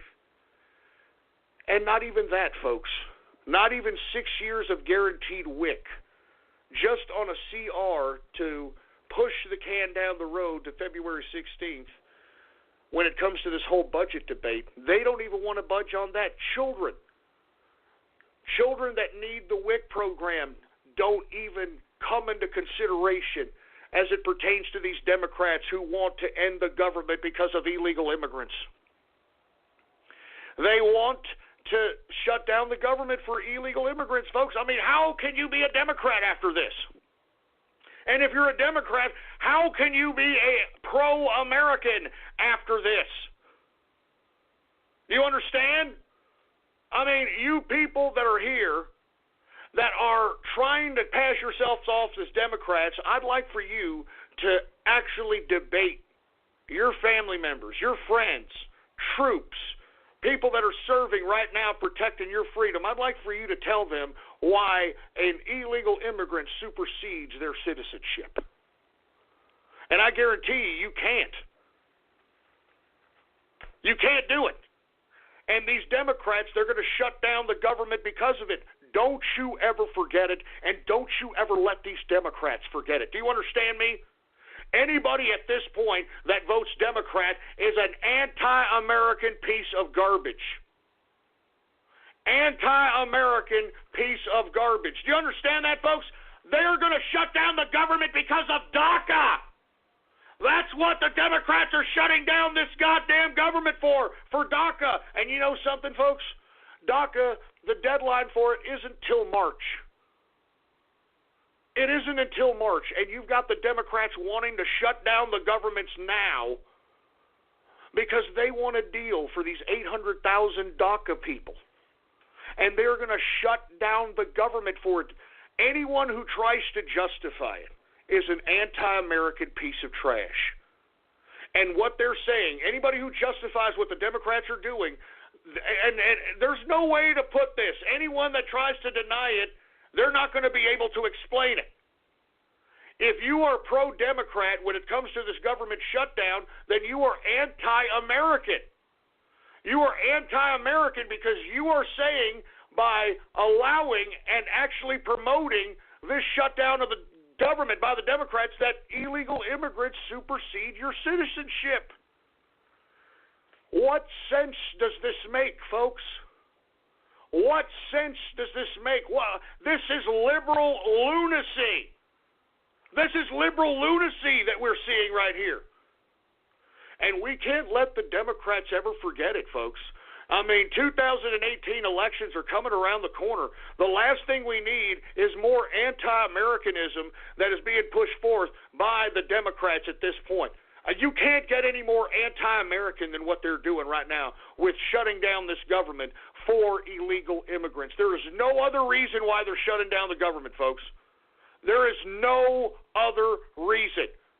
They want this DACA deal done by this budget time, and if they don't, they're going to shut down the government. This DACA deal can be made before March of this spring, and yet this is what the Democrats are doing. This is what the Democrats are doing. So I'm telling you this right now, anyone who is justifying this activity of shutting down the government by the Democrats are anti-American trash. They're anti-American trash, and as far as I'm concerned, I mean, we need to start putting these people in jail. And we're going to start doing that. The Trump administration is going to start doing that in California, folks. All right? They're going to start doing that with these officials, local and state officials in California, who refuse to obey the immigration laws of the federal government. And they are providing a sanctuary city for illegal immigrants, and they are not obeying the federal law, and I can't wait. I can't wait till these California local and state officials are taken to federal prison. They should be. They should be sent to prison for 20 years for defying federal law. This is treason. This is anti-Americanism, and we can't put up with it. If you are an American citizen, folks, you can't put up with this. If you are a legal immigrant who became an American citizen, you can't put up with this, folks. You understand? We can't allow anyone who broke the law to be rewarded for breaking the law. And you know something, folks? The president was willing to deal with the Democrats as it pertained to this DACA deal. He was willing to work with them. We all saw it that last Tuesday meeting that was televised at the White House. He was willing to work with these Democrats, but what the president wanted, he wanted the end to chain migration, he wanted the end to the migration lottery system, and he wanted a border wall funded. And these Democrats couldn't come up with nothing. Instead, they gave him some garbage in an attempt to have him sign it, in an attempt to have him think it was bipartisan when it was nothing more than legalizing these 800,000 DACA kids. And why? Because these Democrats want those votes. That's why they're so pro-immigration, pro-illegal immigration, because they are going to be the ones that grant them citizenship so that those illegal immigrants, are indebted to the Democrats. And we can't play this game, folks. We can't claim that this is a humanitarian issue when the basis of this issue is them coming into this country illegally. I mean, if you violate the law, you have to pay the consequences. There is no humanitarianism in this issue. You, as an American citizen, could not go into any other country. Just think about that, folks. You, as an American citizen, couldn't smuggle yourself into another country and then demand citizenship? Only in America is this lunacy in existence, for Christ's sake. You couldn't sneak yourself into Mexico and demand that you are a Mexican citizen just because. You couldn't smuggle yourself into any country and then demand citizenship. This is liberal lunacy, folks, and this is why, if this government shuts down, it's because of these Democrats and because they are anti-American trash, and they, by their actions, by them allowing the government to be shut down, they are proving that illegal immigrants supersede American citizenship, and that's we can't stand for that as American citizens, folks. We can't stand for that. That's anti-American. That's treason, and we've got to put a stop to that as fast as we possibly can. So you know what, Democrats? Shut down the government. Shut down the goddamn government, and let me tell you, we're going to point the finger at you and everybody. Mr. and Mrs. Joe Sixpack, everybody is going to know that you could care less about the American citizen and you care more about people who come into this country illegally, people who are breaking the law. You are anti-American trash, Democrats. You're anti-American trash. If you're going to shut down this government for illegal immigrants, you're anti-American trash. Damn it, Democrats. Damn anti-American trash. It's about time their anti-Americanism came out in the open, boy. I mean, it was more than apparent to me when Barack Obama was president that this damn Democratic Party was anti-American. Every one of Barack Obama's policies threw America back 30 or 40 years, socially, racially, politically, economically. You understand? I saw it during Barack Obama's tenure that the Democrats were anti-American. Well, it is blatant with this action right here, folks. It is blatant with this action. Give me the mic. It is more than blatant with this action, boy. So go ahead and shut down the government, Democrats, so that the entire United States and Mr. and Mrs. Joe Sixpack know that you're anti-American trash. Piece of crap. Anyway, folks, let me move on. I'm sorry, I had to get that off my chest, man. But anybody who is a Democrat and is going to justify what's going on here as it pertains to this government shutdown, then they are anti-American. You can't sit here and justify it any other way. You are shutting the government down, Democrats, for people that came into this country illegally. You can't say it any other way. Your actions are saying that illegal immigrants supersede American citizenship, and that's bullshit. You're anti-American trash, and everybody needs to point you out and say it. You're anti-American scum, Democrats.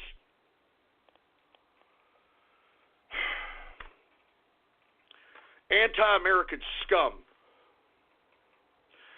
Anyway, folks, let me move on. Let's talk a little bit more about the president. He came out today and actually gave a speech at the pro-life march that happens this time every year in Washington, D.C., the first time a president to speak at the pro-life march in 45 years. And it basically puts a stamp on the fact that this president is not as socially liberal as many claim. This man has elements of conservatism to him. I mean, this action by him giving this speech to this pro-life march proves that this man actually believes in the sanctity of life, that this man is a conservative and understands that we can no longer have partial birth abortions, abortions at 9 months, abortions at 8 months. I mean, we've got to stop. The older and older these abortions are getting, and once they stop at the older level, we need to kind of stop this completely. We cannot allow women to believe that they can just abort babies out of their uterus whenever they decide to let some idiot that looks good in a leather jacket ejaculate in their private parts. This is not a form of birth control. This is a form of human genocide. That is what abortion is.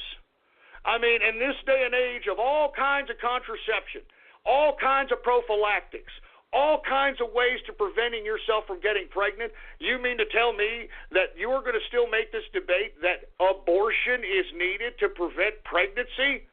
Now, I want to be honest with you. I'm not pro-life. But at the same time, folks, I'm not a woman, okay? And I'm never going to make that decision because I'm not going to knock up some stupid bimbo who's going to be here saying, you know what, Ghost, I'm pregnant and I don't know what I'm going to do with it. I think I'm going to, I don't know, I think I'm going to abort it. That's never going to happen to me, all right? That's never going to happen to me. And the reason I'm saying that I'm not necessarily pro-life, folks, is because have you all ever been to an orphanage? Have y'all ever been to an orphanage?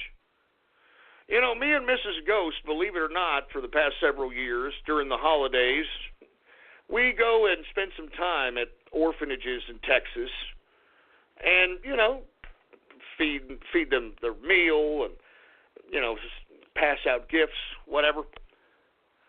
And to see the amount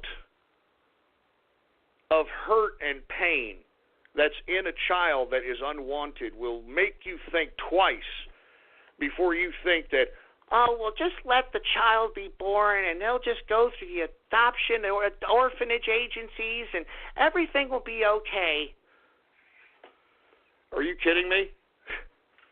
I mean, every year I see the pain. I mean, it's like they're dogs in a pound, you know, begging for any kind of attention, you know, wanting to be loved by someone, you know. I mean, you go and look at that. You go and take a look at those faces when everyone's having a jolly time with their families and having turkey and, you know, passing out presents or whatever the case might be. You go take a look at those people, those children who no one is going to love and are going to go through the sick system of orphanage and foster care and all this other nonsense and turn into whatever they're going to turn into in society. You tell me that we should have just let those people live as opposed to aborted those people. And listen, we can have this kind of moral debate on another time and another setting.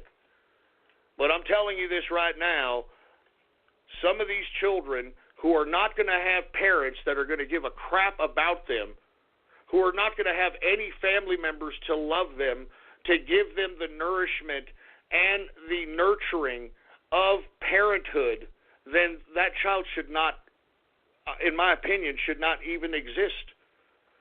Because that person is going to be destined to a kind of sociopathic perception of the world. They're not going to know what love is. They're just going to know what love looks like so that they can fake it, so that they can emulate what they think a reciprocal love relationship is. And, you know, that's just my personal opinion. I personally would never abort. I've never had an abortion. There's never going to be like, oh, Ghost, he had an abortion, or he funded an abortion, like some of these Republicans out here. No. But at the same time, I mean, if you have some woman who just doesn't even give a shit about her life, and the guy who knocked her up doesn't even give a crap about the kid. I mean, no one cares about this kid. Then that kid's destined for bad life. Anyway, I'm just saying, man. I mean, you know, all you pro-lifers, why don't you go out there? There's plenty of kids wanting to be adopted right now. Go take them into your home. And you know what's going to happen? I'll tell you what's going to happen, okay? Colin Kaepernick is what's going to happen, all right? Colin goddamn...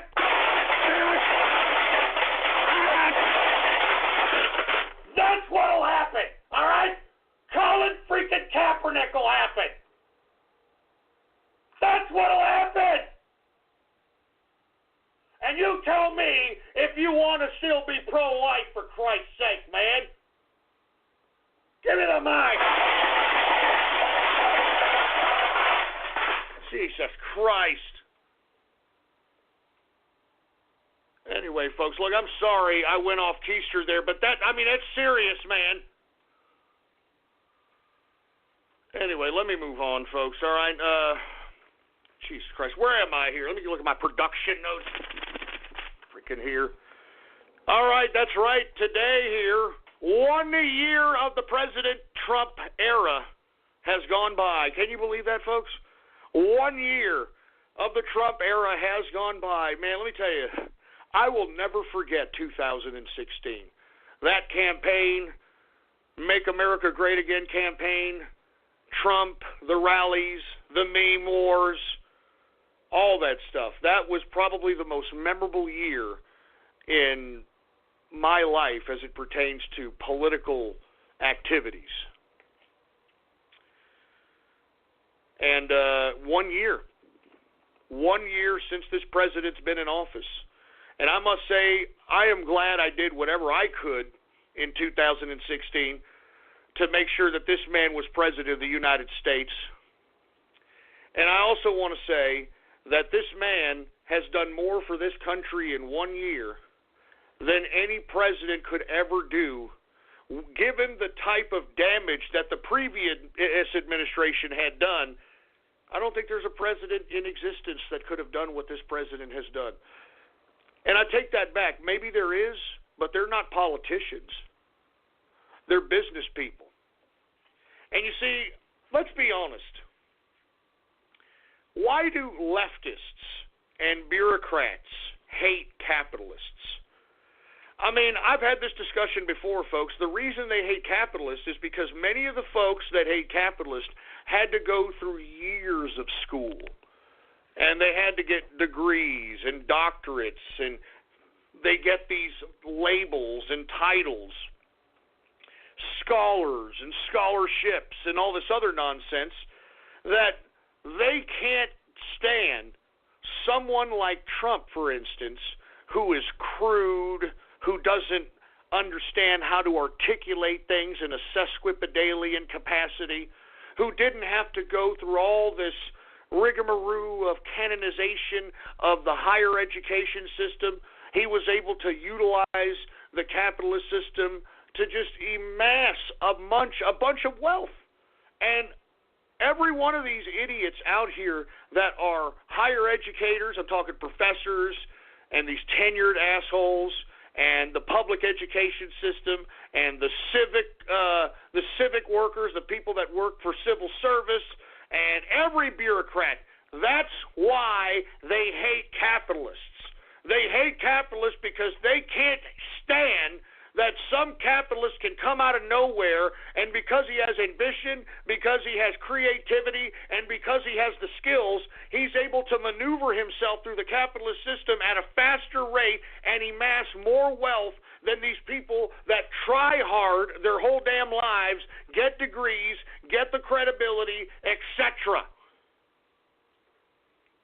And that's why they hate Trump, folks. That's why they hate Trump, because Trump doesn't articulate things like Obama. Remember, Obama, he could articulate things when it came to him reading a teleprompter, but if you saw this brother ad-lib, this guy was stuttering worse than Porky Pig, baby. I mean, y'all remember the time when Barack Obama, every time he would try to mention Donald Trump out of his face, he would be like, I mean, you know what I'm saying? He does not have ad-lib quality. The only reason Barack Obama sounded scholarly was because he could articulately read off a teleprompter. That's it. That's it.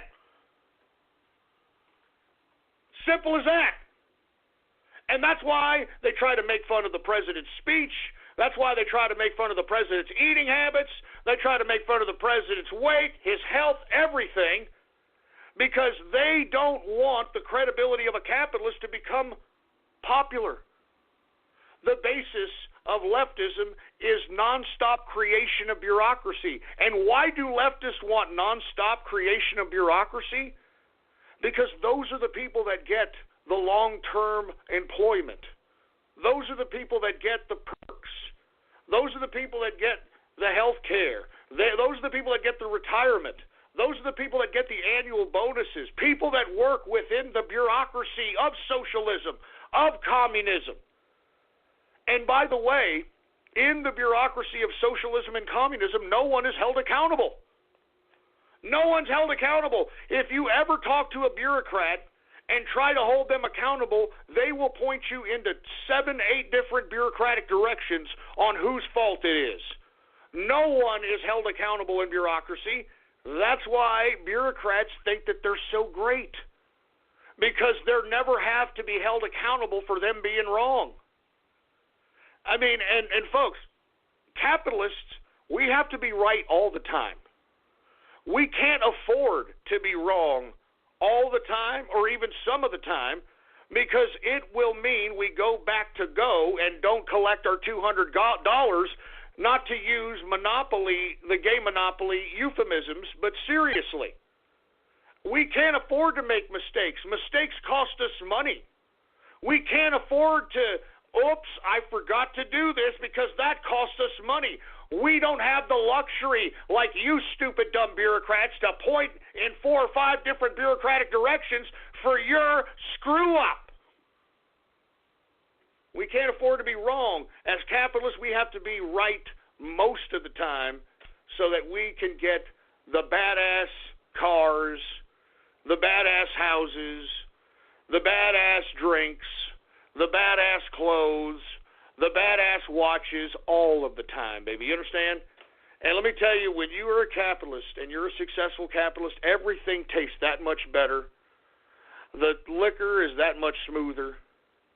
The cigar smoke is that much more billowy and tasty. It's all great, baby. It's all great. Anyway, folks, let me move on here. We're running out of time. I want to talk a little bit about Release the Memo. Have you all heard about this? Release the Memo. If you're not familiar, we have hashtag Release the Memo all over social media. And the reason is, folks, is because there is a memo that is being withheld by the Intelligence Committee, I believe it's the Senate Intelligence Committee, that basically highlights the abuses made by the characters that we have all come to know and love, and their abuses with the FISA courts. It gives definitive proof on who these characters were, what they did, and the abuses they conducted. And I'm talking about the Democrats on the committee that's holding this memo back, they don't want this released to the public, because if it was released to the public, heads would roll, according to Representative Matt Gaetz, who said this morning in an interview on Fox that heads would roll if this memo was released, and people could face charges. Now, that's why we need this memo released, because I've stated for the past several weeks that the individuals that are implicated on utilizing the Department of Justice and the FBI as a political weapon, these people may be too big to jail. But the only way that we can not make them too big to jail is if we release the memo and have Mr. and Mrs. Joe Sixpack understand that the Democrats and Hillary Clinton, in a conspiracy with members of the high-ranking hierarchy of the FBI and the DOJ, weaponize these institutions in an attempt to remove a duly elected president in Donald Trump. And that's why we've got not only Matt Gaetz, I think that's his name, excuse me, and also Representative Jim Jordan asking to release this, but many of the people that are on the GOP that want answers to this, release the memo. I mean, we need to know who these characters are and what they actually did. We need to know what the intelligence community knows about this, because this jeopardizes the very sanctity of our rule of law, folks. This jeopardizes the very institutions of government. If it comes out that elements of the Department of Justice and the FBI truly were politicized in a weaponized capacity in an attempt to remove this president, folks, this is treason. And everyone who is going to be arrested on this should be tried for treason and be given the maximum sentence of the law for this, because this literally jeopardizes the foundations of our government institutions. All right? I'm not even joking around. And you know something else? Aside from the usual suspects in relation to this whole investigation into Russian dossiers and FISA court documents and all this other nonsense, aside from Peter Stork and Bruce Orr and his wife Mellie Orr and Ron Steen and all these other characters that we know about that have been supposedly removed from their positions of authority. They haven't been fired, folks. They've just been reassigned. There are still people, according to the GOP representatives that have read this document, there are still people that are within the influence of government that haven't been busted, that haven't been implicated for this conspiracy to weaponize the DOJ and the FBI. And I'd like to know who those people are. I'd like to know who those people are that attempted to weaponize the law, because the Department of Justice, folks, you can't get any more corrupt than corrupting the Department of Justice. And lest we forget, Bruce Orr was the Deputy Attorney General. He was the Deputy Attorney General, and he had to be demoted from that position because his wife, Mellie Orr, worked for Fusion GPS.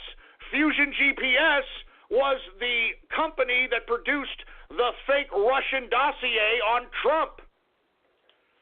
Now, what's even more disgusting, and what I have said many times before, is that the FBI could be more closer implicated to this Russian dossier than we might think.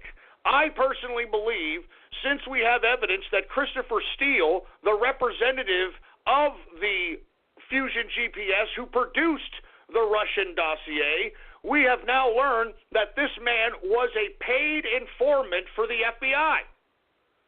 A paid informant for the FBI. Christopher Steele, you know, the ex-British Secret Service or British intelligence or whatever the hell he was.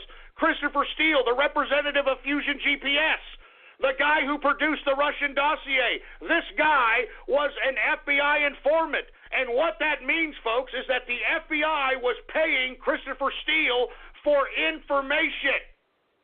And if that's the case, did the FBI have some funding capacity to do with the Russian dossier on Trump? And if the FBI actually did contribute to the funding of the Russian dossier and then used that same Russian dossier that it funded through FBI funds and presented it to the FISA courts as legitimate evidence to wiretap Donald Trump and his surrogates, folks, this is the weaponization of the justice system, of the FBI, and this memo needs to be released so we know who these characters are and we can start demanding their arrest and their prosecution for treason. And this is not a joke. Their prosecution for treason, for Christ's sake. Man, release the memo. And you know who doesn't want it released? The Democrats. Because as I stated, folks, the Democrats are deeper in this than you can imagine. I mean, it all goes back to, remember the DNC leaks? Remember John Podesta and all the information that came out of that? It all goes back to that. These people are scum, man. I mean, the Democratic Party is the equivalent of a criminal organization. And you know what's even more funnier? Is that you've got these Bernie bros out here, these Bernie Sanders supporters, who, I mean, I don't know why they're not throwing more of a fit. I mean, they're throwing more of a fit over Donald Trump as opposed to the Democratic Party, which has been proven. It has been proven that they rigged the election against Bernie Sanders. It's been proven. It's in the John Podesta emails. It's been proven. And why aren't the Bernie bros as pissed at the Democrats? Because they're idiots. And they're morons. Anyway, folks, we need to stop with this corruption. We need to stop with this political polarization. We need to stop with the liberal lunacy, and we need to stop with the anti-Americanism. We need this memo released, and we need all the high echelon of the FBI, the DOJ, and anyone else affiliated with this conspiracy to be arrested and to be prosecuted for treason. And I'm calling for Peter Strzok, I'm calling for Lisa Page. I'm calling for Bruce Orr, Melly Orr. I'm calling for James Comey. I'm even calling for Robert Mueller. These people need to be prosecuted for making a politicized weapon out of political institutions and legal institutions on top of that through the judicial system. Release the goddamn memo. We need to know who else was involved, folks. Call your congressman, call your senator, and let them know that you want this damn memo released, man. This is corruption. This is corruption, and we need it to stop. And we need to make sure that it never happens again. It's jeopardizing the institutions of our law and our government. Wake up! Jesus Christ, what else do we have here, folks? Let's move on. Oh, yeah, this weekend, the Million Woman March returns to Washington, D.C. Here we go. Here we go, for Christ's sake, the Million Women's March. As I stated at the beginning of the show, folks, I thought Occupy Wall Street was the dumbest display of American protest in my life. I thought it was the most stupidest, ignorant display of American protest in American history. Every time they would throw a freaking microphone in one of these Occupy Wall Street morons' faces, they could not articulate one grievance on a unified basis. Everybody was just there to camp out, bang on a drum, smoke pot, and think that they're accomplishing something. It was ridiculous, and it was sad. But let me tell you, it wasn't until the Million Woman March came along, and that's when I said, look, this Million Woman March takes the pink taco, no pun intended, when it comes to ignorant American protests in American history. I mean, good God, man. Good God. And you know something? It makes me sick. There's so many contradictions of the Million Women's March that I could probably be here all night. But one that really pisses me off is all these women wearing pussy hats, wearing pussy vagina costumes. I'm not joking. That's what they're doing. And you know, women, you're equating yourself to nothing more than a mere meat hole. Do you understand? I mean, that's what you're equating yourself to if that is the basis of your existence. If that's what defines you as a human being is a meat hole, then that means that you are identifying yourself as a sexual person. And if you're identifying yourself as a sexual person, because what else could that mean? What else could that mean with a pussy hat and vagina costumes? What else could that mean besides the fact that, like the LGBTQ, you as women want to be identified as sexual objects? Because if you were a real independent woman, you would want to be known by your content of your character, by your intellect, by other qualities that make human beings human beings. But no, you want to be known for your stinky, stanky, salmon-smelling hole with a clitoris that hangs down below your knees.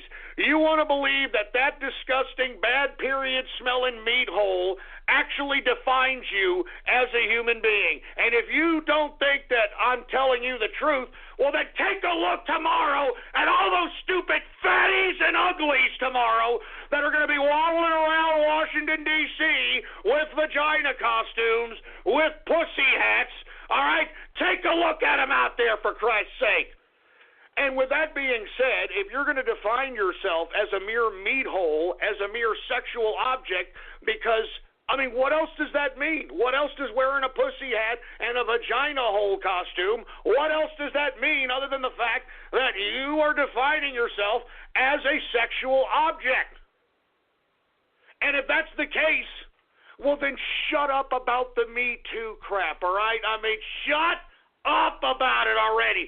The majority of these Me Too cases are buyer's remorse, all right? And buyer's remorse does not mean that you got raped or you got sexually harassed or any of that crap. Remember, you're Miss Pussy Hat. You're Miss Pussy Costume. You're defining yourself based upon the meat hole that's in between your legs. And by very definition, you're defining yourself based upon your sexuality. And if you're defining yourself based upon your sexuality, then shut the hell up if somebody gives you a slap on your ass. All right? Shut the hell up if somebody grabs you by the pussy because you've got one on your head, you stupid bimbo.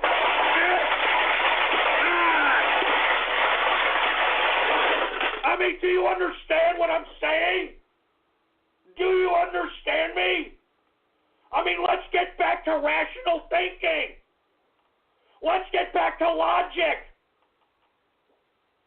Good God. I'm serious, folks. Let's have an adult relationship with the goddamn truth, for Christ's sake, man. Give me the mic.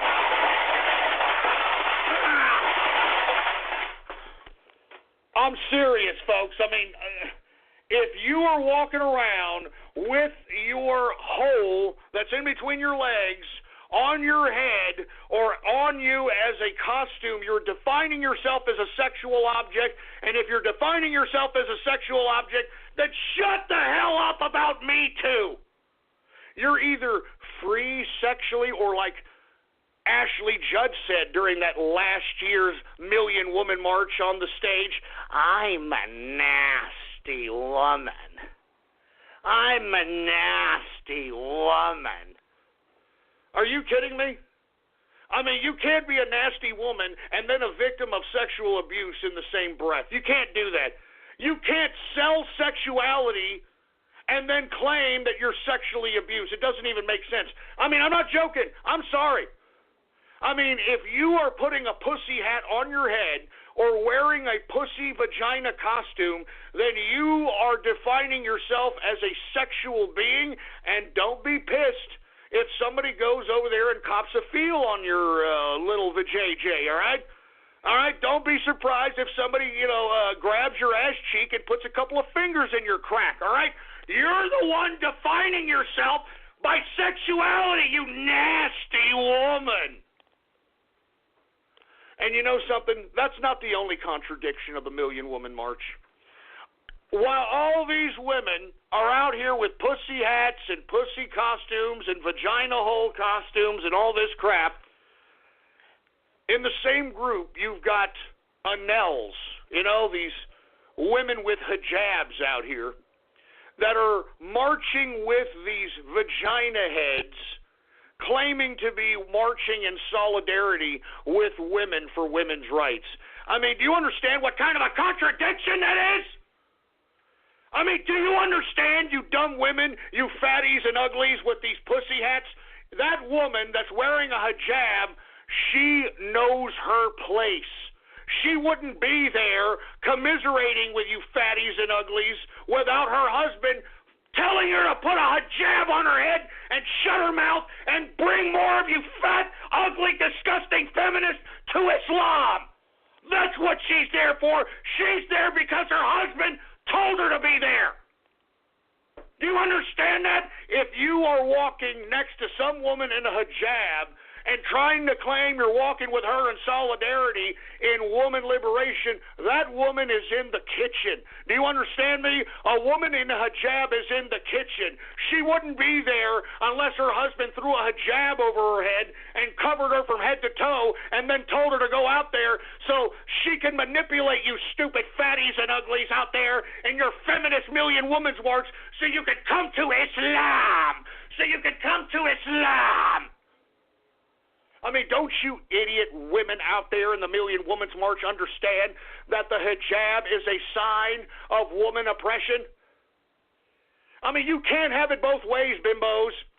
Either you're a nasty woman who wants to highlight the fact that you've got a vagina hole between your legs and that defines you as a woman, or you're going to be on the side of the woman with the hijab who knows her role, shuts her goddamn hole, and doesn't talk back to her goddamn husband.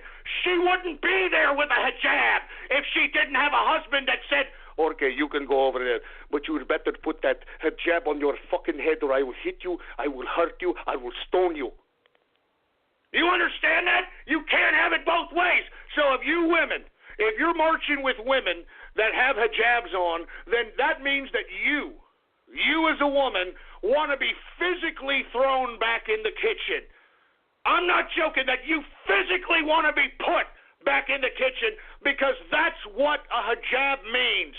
A hijab is a symbol of woman oppression, and if you're okay marching with that, if you're okay correlating yourself with woman identity, woman solidarity with a woman with a hijab, well then you are begging for somebody to physically put you in the kitchen. And don't bitch when somebody does, you stupid hypocritical broads. Do you understand? This Million Woman March is a hypocritical bunch of crap. This Million Woman March is a hypocritical bunch of crap. The whole goddamn thing is hypocrisy. Look, you sluts, you're either slut bags or you're going to be forced back in the kitchen. All right? You're either going to wear pussy hole costumes to say, hey, look at me. This is what gives me power. Do you want in, huh? Do you want in, huh? Why don't you show me something? Why don't you buy me something? Why don't you take me somewhere? Or you're a goddamn stupid bimbo who needs to be physically thrown back in the kitchen and have a hijab or a beekeeper suit thrown over her body. I'm serious, man. I'm so sick of these freaking Million Women's March, man. Hey, look.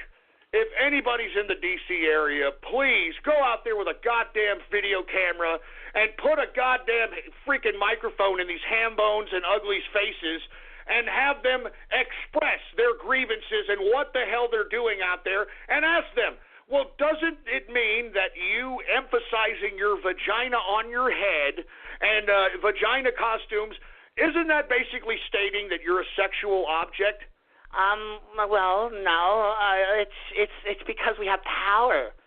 It's because we have power, all right? Pussy power. Well, that by definition means that you are a sexual object. And if you're a sexual object, then why else should we need to look at you other than the fact that, hey, bend over, drop trowel, do your job? I mean, y'all are willingly putting pussy hats on and putting, disgusting looking vulva that looks like pumpkin pie looking masks on and costumes on. I mean, why don't you, I don't know, never mind, man. I mean, you can't rationalize with these women, for Christ's sake, All I'm saying is if you're wearing a freaking vagina costume or a pussy hat, you can't claim Me Too, okay? You can't claim sexual harassment. You're wearing your sexual organ on your body as a representation of what? Of what? It means that you are trying to define yourself based upon sexuality. And if you're going to claim that you're sexually harassed, and if you're going to claim that you're sexually abused, that's going to be kind of hard for people to believe. Like, I'm going to be honest with you. I don't believe in gay sexual harassment, okay? Now, this is what I mean by this, okay? Now, if you're a homosexual and you're going into, like, regular society and you're, like, doing a Kevin Spacey and forcing people to, like, take a hand on their crotch or something that way, no, that's not what I'm talking about. I'm not talking about that. I'm talking about somebody who is openly gay, and that's the first thing that they want you to know about them. That's the first thing that they want you to identify them as a person, as them being gay. And everyone knows these people. They're very flamboyant. Oh, my God, I'm gay. Yeah, I'm gay, dude. They're flamboyant. They're feminine vernacular, feminine physical attributes. I don't believe that, anyone can sexually harass these gay people. I'm not joking around. I mean, I've been tempted to give out crypto to people out there that are listening in to go out in the streets and slap a gay ass, and if they try to cry sexual harassment, then how do you figure? How do you figure that you're being sexually harassed when you're out there trying to identify yourself by your sexuality? That's the first thing that you want people to know about you, and if that's the first thing you want people to know about you, well, then why can't somebody slap your stupid fruit bowl, little twinkle toes, fucking gay ass? Huh? What, now that's sexual harassment? Huh? Huh? What, that you can't slap a gay ass and it's sexual harassment? I don't believe that crap. I don't believe that crap. So that's why I'm saying I don't believe in homosexual sexual harassment. I think that if you slapped a gay ass, these idiots would shake their ass and go, ow. Are you kidding me? And that's the same way these women should be reacting. If you're wearing a pussy hat, or if you're wearing a vagina costume, and if I stick a couple of fingers in your crack, I mean, you should be like, oh, just like the gay guys, all right? You stupid broad. Now, if you don't want some man to stick a couple of fingers in your crack, well, then don't wear your goddamn sexual organ on your head or as a costume, you stupid, dumb slut bag, and think that's defining you in any kind of way. Good God. Anyway, screw the Million Women's March out there. You take a look at these people that are going to be out there tomorrow, a bunch of fatties, a bunch of uglies, and, of course, you're going to have these women in the hijab out here. And as I stated, you women that are walking with women with hijabs, well, then that means that you physically want to be put back in the kitchen. So why are you marching with these women if you don't want to be physically put back in the kitchen? That's all I'm saying. Jesus Christ, these dumb, stupid slut bags, man. I'm telling you, you dish rag whores out there in the Million Women's March. You want to know what the majority of you dish rag whores are?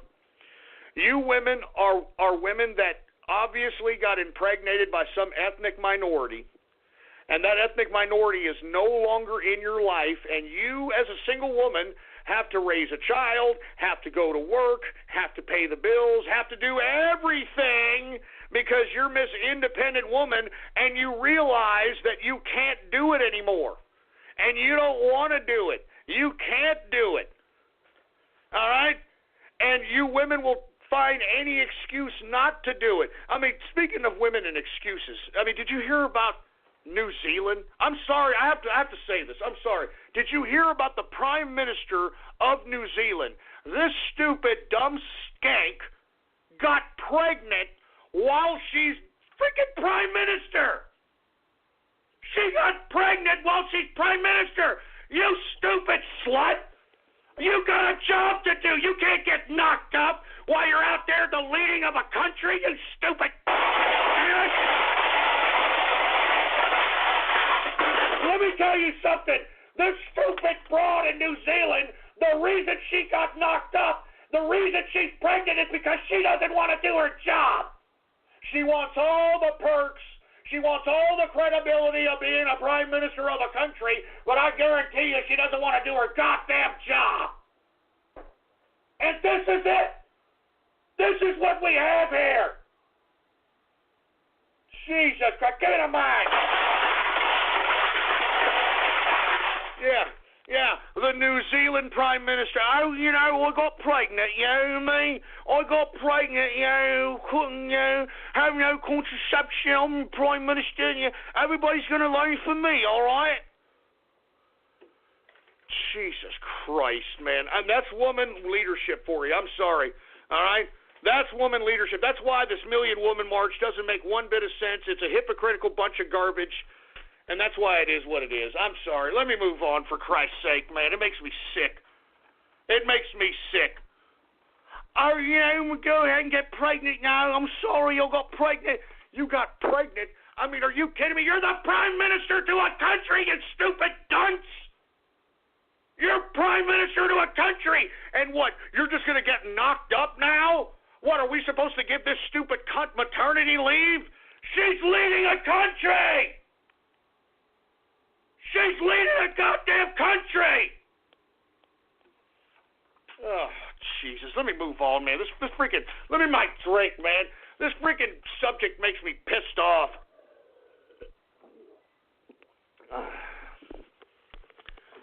Makes me sick, man. I'm so freaking sick of this crap. Anyway, let's get into some goddamn international news, and then we'll get into some radio graffiti. All right, I'm not in a very good mood today. It's supposed to be a Baller Friday, but I'm obviously not in a very good mood today, all right? Anyway, let's talk a little bit about South Africa. Now, I want to remind everybody that when Turban Durban claimed that our president made reference to Haiti and African countries as, quote, shitholes, South Africa was the first one to be vocal in protesting supposed Donald Trump's shithole comments, claiming that South Africa is, quote, not a shithole. Well, I beg to differ, South Africa, because one of your main cities, Cape Town, is about to run out of fresh water. Yeah, it's about to run out of fresh water, folks. They are waiting for day zero. Day zero is coming on April 21st, which will be the last day Cape Town, South Africa will have fresh running water. All right? That's what they're waiting for. Day zero, Cape Town, South Africa. Africa. Away. I mean, folks, out there in Cape Town, they are forced to take 1.5-minute showers. Can you believe this? 1.5-minute showers. So, what are you supposed to do? You're supposed to just do the main parts? Asshole, armpits, crotch, and teeth, and that's it? You can't even take a shower. You just got to, 1.5-minute showers? Asshole, armpits, ass, and teeth, or asshole, armpits, crotch, and teeth, excuse me. Asshole, armpits, crotch, and teeth. I don't know. I couldn't even imagine, for Christ's sake, man. Anyway, the reason that they're having this trouble is that they have had below average rainfall for the past 3 years, and it has taken a crucial turn for the worse in the past several months. Now, once again, folks, I know that South Africa was trying to put itself on some kind of a pedestal, soapbox, whatever, when trying to protest supposed Donald Trump shithole comments. But, folks, if you're going to run out of running water in a town and you can't supply your citizens in a given main city fresh water, isn't that kind of the definition of a shithole? I'm just saying, isn't that kind of a definition of a shithole? Can somebody explain this to me? Because, look, I know South Africa, they're like, no, brother, you don't understand. I know the way. With South Africa, and we know we're not shithole. We're not a shithole. We're not shithole. Are you kidding me? You are about to run out of fresh water in Cape Town, South Africa. I don't know what the hell you define as a shithole, but by God, that is a shithole, all right? And no offense to my friends in South Africa, folks. I do have fans in South Africa. I'm actually listened to at a bar in Cape Town, South Africa. And no offense to you guys, everyone in Cape Town is a shithole except for you, okay? So take that what you will. Anyway, once again, Cape Town, South Africa, waiting for day zero, April 21st, which means it will run out of fresh water after that date. So keep your eyes out for this, man. And I don't think that this is the last of this either. I think in the next 20 or 30 years, I think that wars will be fought over fresh water because fresh water is very limited, folks. I don't want to get into that big debate, but it's very limited. And I think this is just one of many instances that we're going to see on an international basis. Anyway, let's talk a little bit about Vladimir Putin, folks. Now, I don't know if y'all saw the gab that I posted yesterday evening, but Putin actually compared communism to Christianity. Yeah, he compared communism to Christianity and likened Vladimir Lenin to a saint. What did I tell all you alt-right, manlet, Putin-worshiping pieces of crap? I told you this guy was a goddamn commie. Once a commie, always a commie. I told you. Don't you understand that Putin was ex-KGB? This man killed for communism, and you mean to tell me that this man now is some kind of an orthodox, church-worshiping nationalist? Are you kidding me? You people have been psyop, for Christ's sake, man. He's saying it with his own words. He's a goddamn communist. And I told you, I have always told all of you, that this goddamn Russia was not a nationalist, because if Russia was so pro-nationalist, why does Vladimir Putin oblige the United Nations? Why does he even acknowledge the World Court? Why does he acknowledge the International Atomic Energy Agency or any of these international institutions? I told you all that Russia was at the bottom of the New World Order. I mean, I told you all on Wednesday that the foreign minister of Russia, Lavrov, was saying that the United States must get used to a multipolar New World Order. A multipolar New World Order. What the hell does that mean? That means globalism! I told you that these stupid Ruskies, these cockeyed, vodka-drinking mouth breathers, I told you these people were at the bottom of globalism. Because that's what globalism is, you morons! That's what globalism is! It's communism, you dick! Globalism is communism! And that's why our president, folks, is against this institutionalization of global politics, of global institutions. That's why he's cutting funding from the United Nations. That's why he's put the NATO members on notice that they better come up with the money that they need to come up with when it comes to being a member of NATO. That's why he's given the cold shoulder to the European Union out here. We, as America, right now are turning our backs on this globalist system. And because we turned our backs on this globalist system, we've got others. I'm talking about Hungary. I'm talking about Poland. I'm talking about the Ukraine and other countries out here that want to turn against this communist specter that is literally taking control of Europe and Eastern Europe. And it needs to stop. And I said this and I'll say it again. The European Union, all the member states of the European Union, why do they call the European Union if it's not communist? What was the name of the first communist state to erect itself? The Soviet Union, you morons. The Soviet Union. It's communism. Globalism is communism. And thank God President Trump got elected because, as I stated, this man is the modern-day George Washington. That's why I challenge each and every one of you to go up to any one of these people that supposedly hate Donald Trump and ask, what is it? What law has he passed that you don't like? Because every law that this man has passed has been pro-America. Every law that this man has signed into law has made America great again. So anyone that can articulate what Donald Trump has passed that they don't like, they're going to make themselves anti-American. Because how in the hell can you not like what's happening in this country? How the hell can you not like the fact that we're having economic prosperity just explode on a level that we haven't seen since the 80s? How can you not like all the pro-American laws that are being passed? How can you not like the deregulation that stifled the evolution of business? I am so glad that this president is our president, folks. And that's why I'm telling you, he put a stop to not only the United States' descent into globalism, but by God, folks, these swamp people, these assholes in Washington, D.C., these were the people allowing these internationalists, these bureaucrats on an international basis to raid and fleece our tax system. Why do you think that the president pulled out of the Paris Climate Accord? He pulled out of the Paris Climate Accord because we were funding it. We were funding it with our tax dollars, and we're getting ripped off.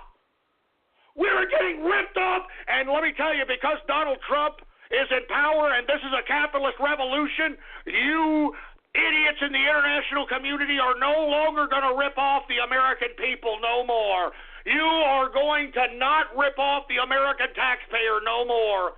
No matter what kind of swamp people you're paying in Washington, D.C. And let me tell you something. Come 2018, these assholes in Washington, D.C. are going to get a wide awakening. They're going to get a wide awakening because they're going to realize that the electorate no longer wants, quote, experienced politicians. Because experienced politicians brought us to this current predicament that we are currently in. that President Trump is fixing.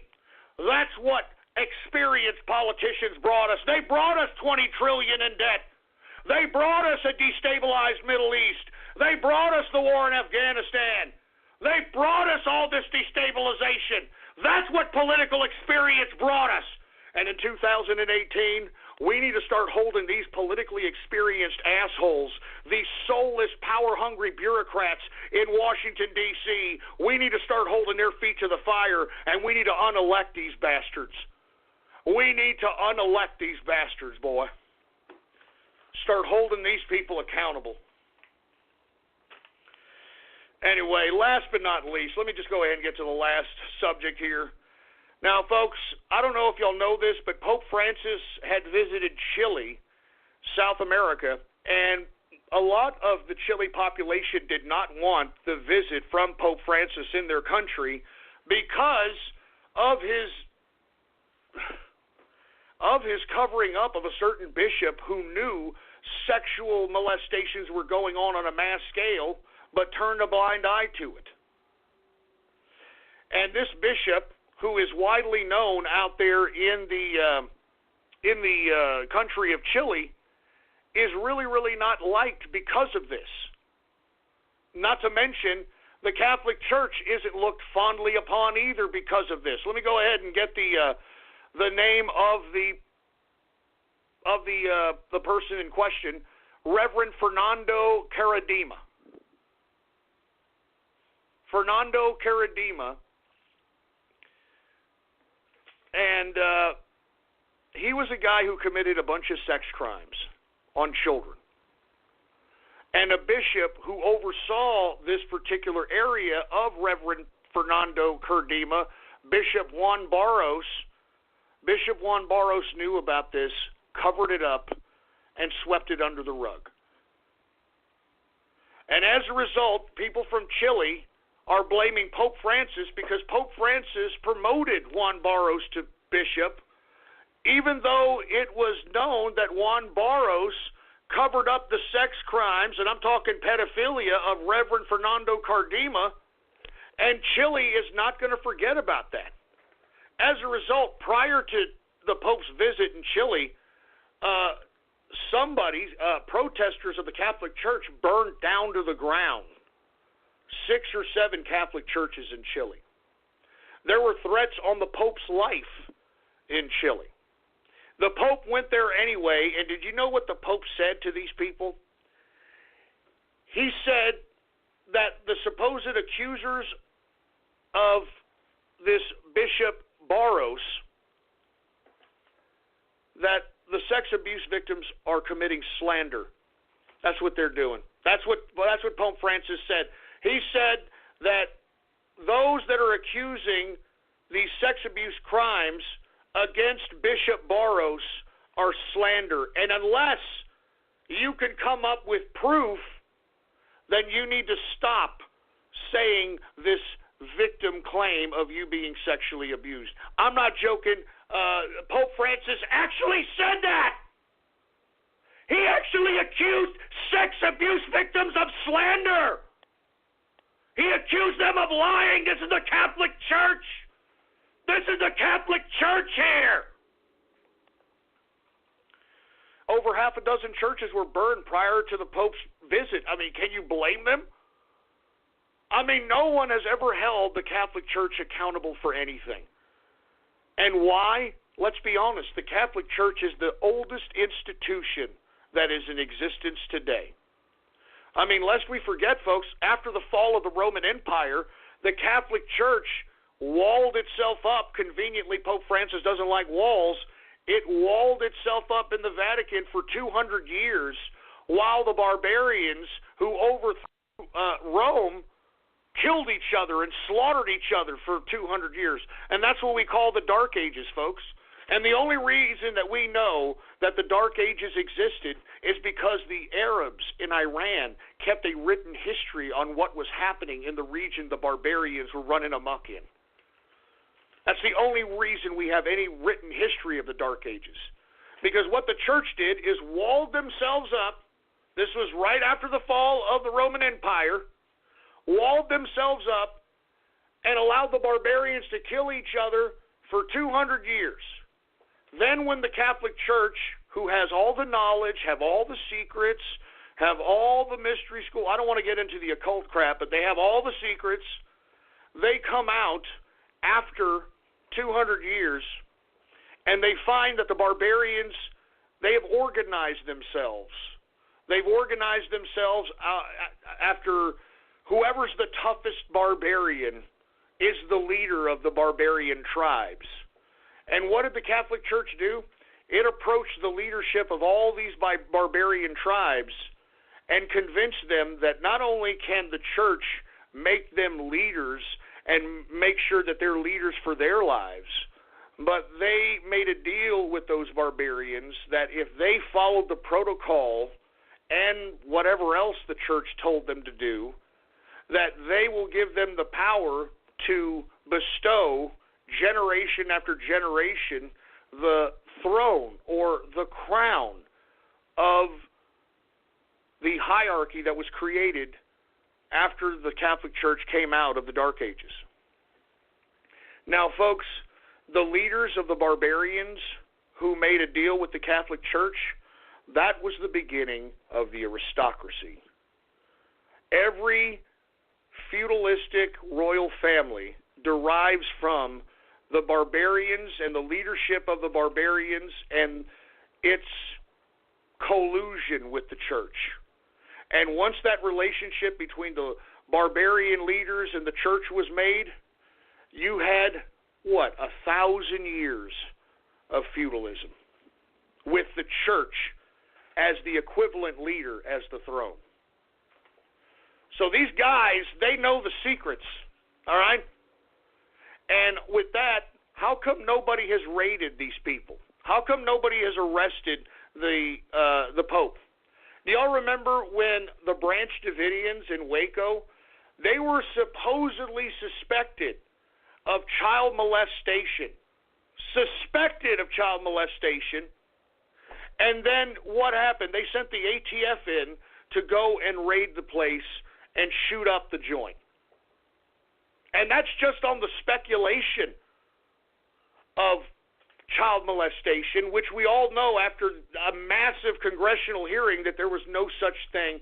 On the contrary, what happened was that the Branch Davidians, who happened to be gun dealers, stumbled across a fast and furious kind of federal gun running operation that they unfortunately got themselves mixed up in. That's why the ATF was in there to raid them. I mean, let's go on. How about Jebs? Warren Jebs, this polygamous guy? Remember Warren Jebs? This guy was supposedly molesting, women and daughters and all this other crap. They raided his compounds and rounded up all the women. Do y'all remember that? They rounded up all the women in that frontier garb that they were wearing and arrested all the men and all this other stuff. How come they can't do that to the Catholic Church? How come they can't arrest the Pope? How come they can't go into churches and start confiscating money, start confiscating assets? Because I'm telling you, folks, the Catholic Church, if you think that it's just a mere pomp, circumstance, a bunch of weirdos, or whatever you think it is, they are at the bottom of whatever the hell's going on in the evil aspect of life. These people are not holy. These people are the whore of Babylon. And, before I get to Radio Graffiti, those little pointy hats that the Pope wears, the bishops wear, those little pointy hats. Folks, if you take a look at those hats, they are actually worshiping the fish god. That's a fish head on their head. The fish god. Okay? And on top of which, all the other symbolism that is within their rituals are nothing more than spells to keep you perpetually in strife. So with that being said, that's enough. I don't want to red pill you people anymore. You people probably wouldn't even believe me if I told you because you people are so simple. But the bottom line is that's why the Catholic Church is always on both sides of the war. You know? The Catholic Church is always on both sides of the war, folks. Isn't that right? Huh? During World War II, weren't they cool with both sides? Huh? I mean, didn't they make a deal with Hitler? I'm just saying, baby. I'm just saying. Anyway, let's go ahead and move on, folks. All right, we got some time left. Let's go ahead on this Baller Friday. Let's go ahead and get to everybody's favorite part of the broadcast. And I'm talking about radio graffiti. That's right, folks. Radio graffiti, the part of the broadcast where the spectators become a part of the spectacle. All you've got to do is give me a call right now. All right, and the number to call is 516-453-9903. And when I call on your area code, you've got exactly 3 to 4 seconds to say whatever it is that's on your mind. That's why we call this radio graffiti. All right, and before I get into anything else, all right, I'm going to give this one more week, baby, all right? True Capitalist Radio swag.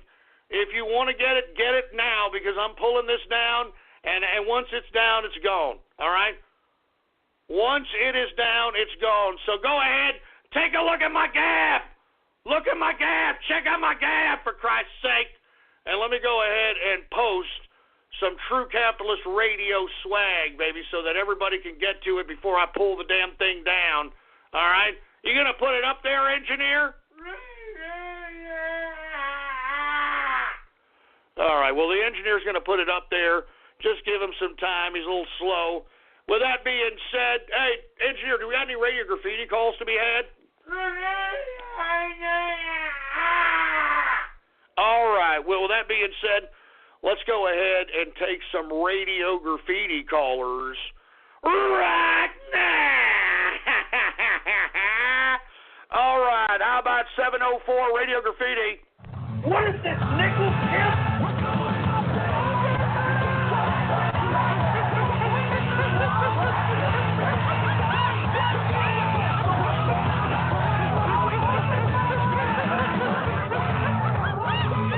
Hey, assholes, look, I told you, no more chimps, all right?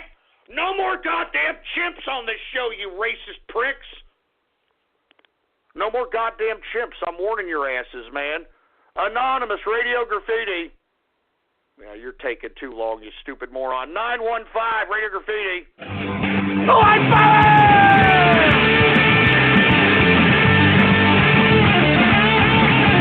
Hey, turn that down, loser. Good God. Anonymous radio graffiti. Hey, Ghost, what's going on? Happy Baller Friday. Great show. Shout out to Jenda Sawyer. Check out her YouTube channel.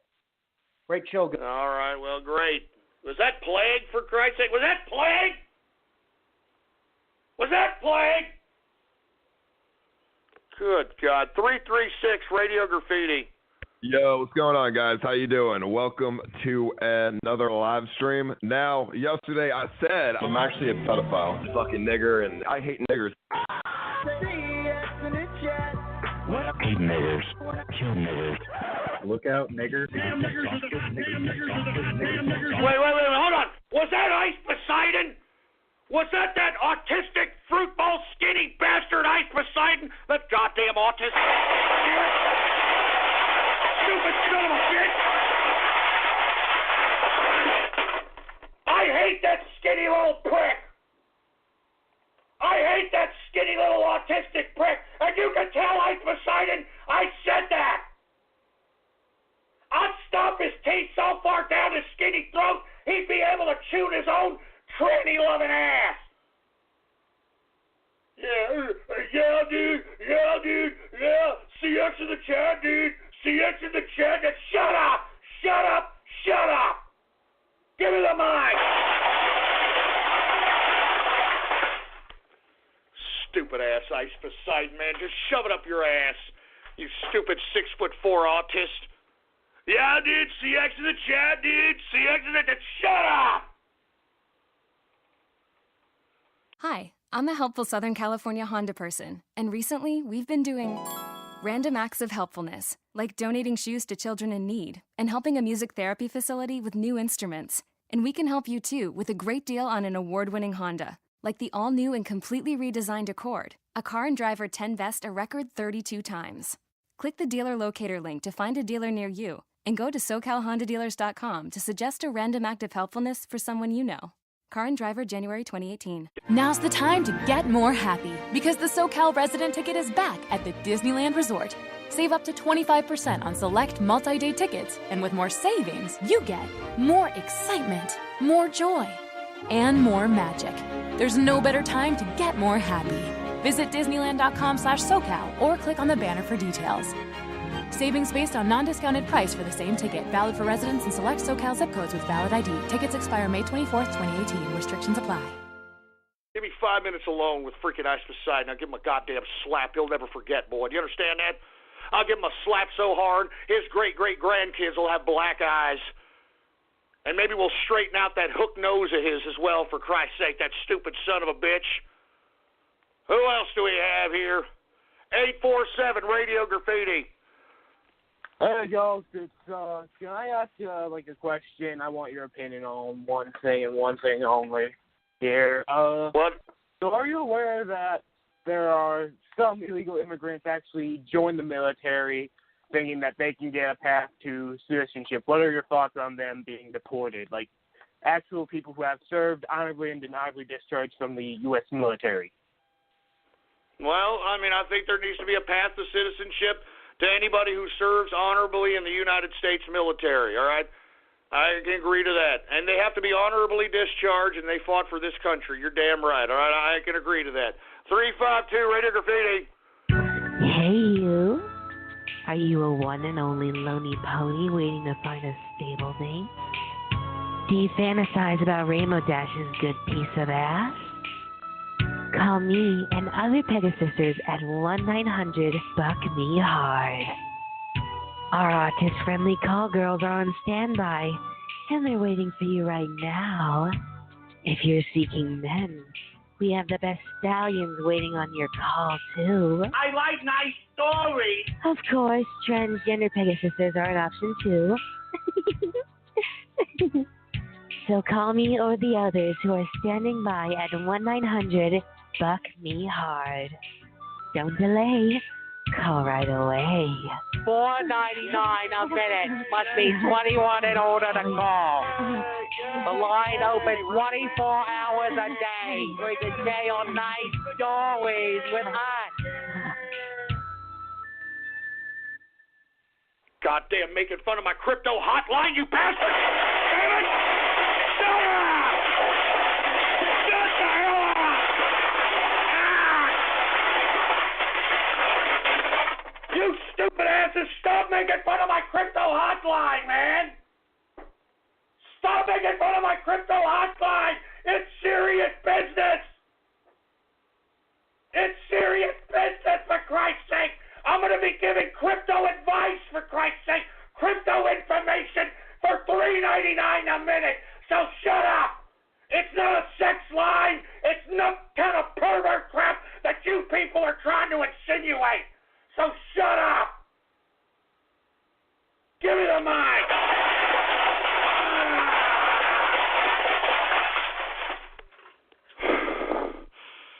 Jesus Christ, man. Shut up! All of you people that are making fun of my crypto hotline, shut up! Shouldn't even have said anything to you people, man. I shouldn't even have said nothing to you people. 352 Radio Graffiti. This is Sparta, Radio Graffiti. I'm done with you people, all right? President Trump puts me in a better mood.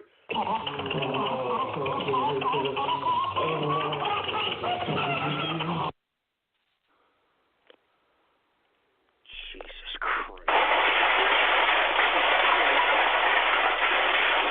What kind of a goddamn Baller Friday is this, man? What kind of a Baller Friday is this? God!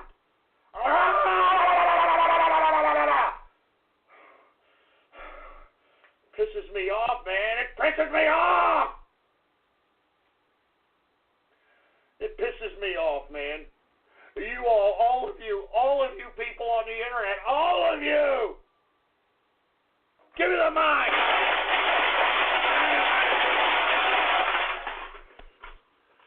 Sick-ass perverts. Jesus Christ. 256 Radio Graffiti. Seriously, Samsung. Radio Graffiti. I am going to invest fidget spinner merch right now.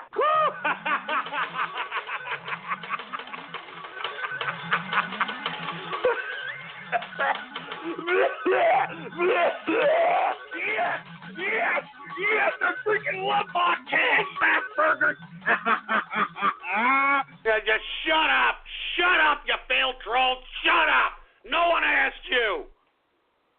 Anonymous Radio Graffiti. Hey, is this the Forking Furries hotline? Yeah, hey, can I get Sasha back on the line? I thought she was really hot, yeah. Shut up, you stupid fruit bowl. Learn how to spoke in there, all right, boy? 715 Radio Graffiti. Hey, Ghost, don't hang up on me. I've been on hold for like 3 hours. I just want to say I appreciate what you're doing. I got 3 quick things if you'll bear with me here. All right, First is Johnny Walker is overrated. I've had all the Johnny Walkers. The decent one's gold because it's a single. Everyone else is they're a blended scotch, and it's a cupped liquor to begin with because it uses bourbon barrels. So I suggest you look at some bourbons. There's a lot of different flavor profiles. You can get some great bottles between $30 and $50. I don't know, something to think about. Oh, well, I appreciate it, man. And then another thing is with the cryptocurrency, I highly suggest you maybe putting a little bit of a disclaimer. I know you're not specifically like a Kramer type, like buy. But yeah, well, look. First of all, I'm not going to tell anybody to buy anything. Look, there's a lot of people that are out here. They don't understand cryptocurrency. They don't even understand how to download a digital wallet. They don't understand how to buy cryptocurrency. They don't even understand how to trade it on an exchange. I'm talking about very basic, very integral stuff. All right, and if somebody wants to have a trade advice, well, that's up to them. You know what I'm saying? I mean, it's just information, baby. It's all it is, information. All right? And by the way, all you got to do is take a look at the inner circle, baby, and take a look at our bank accounts, and that'll tell you something, all right? So thank you for your concern, but I'm not concerned about it. How about 412 Radio Graffiti? Money grows, go to it. Money grows, go to it. Money grows, go to it. Money grows, go to it. Money grows, go to it. Money grows, go to it. I don't know. What the hell is that? I don't understand. What the hell is that supposed to mean? What the hell is that supposed to mean? 305 Radio Graffiti. I think it's about time to implement it. I'm talking about everybody's favorite time of the broadcast. I'm talking about... Yo, what the hell is that? Oh, Christ, no! Leave me alone! Get away!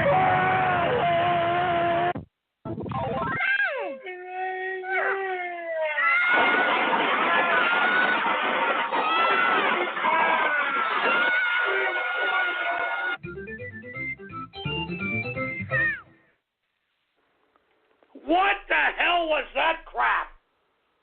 What kind of enemy? You know what? Who cares? 240 Radio Graffiti. Snake Nerds Radio Graffiti. I, Dvorsky, think Ghost from True Capitalist Radio is an Alex Jones ripoff. I'm gonna have to make a video about Ghost. We must secure the existence of our people for the future of our white children. McCarthy found the problem. Hitler did nothing wrong. What the hell is that? Who the hell was that supposed to be? Huh? Was that those alt-right white nationalists that I made look lower than a leprechaun's nutsack? Hey, look, they don't want none of me, man. Go gab at Chris Cantwell. He'll tell you, I don't want to debate Ghost because he'll whip my ass and he'll make me and my stupid little alt-right white nationalists look like the hypocrites that we are. I used to be a leftist, but now I like Hitler. Stupid idiot. 469 Radio Graffiti. Underfed kids, beaten kids, molested kids, lost kids, crying kids, homeless kids, hit and run kids, broken arm kids, broken leg kids, broken head kids, sick kids, dying. We're not starting that again, you idiot. 336 Radio Graffiti. I get the full brunt of Ice Poseidon's fan base come down upon me, shit on me. Hang the Negroes. I want to kill all niggers. I want to kill all niggers. I want to kill all niggers. Hey, shut up! Shut up with that racist crap! Shut up! Anonymous Radio Graffiti. Great. You're taking too long, you stupid idiot. Anonymous Radio Graffiti. Hi, is this the hot anime waifu sex hotline? Yeah, can I get Ashley back on here? Man, I just really want to... Look, shut up about the freaking hotline crap! Shut up! Just shut your stupid, stinking, smelly hole!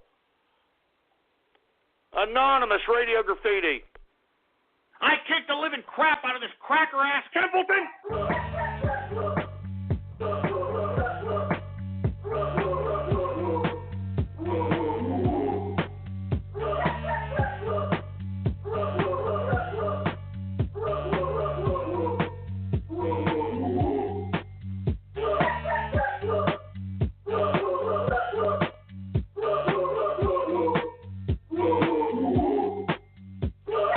Freaking mixing my freaking Templeton with M&M, you sick... No!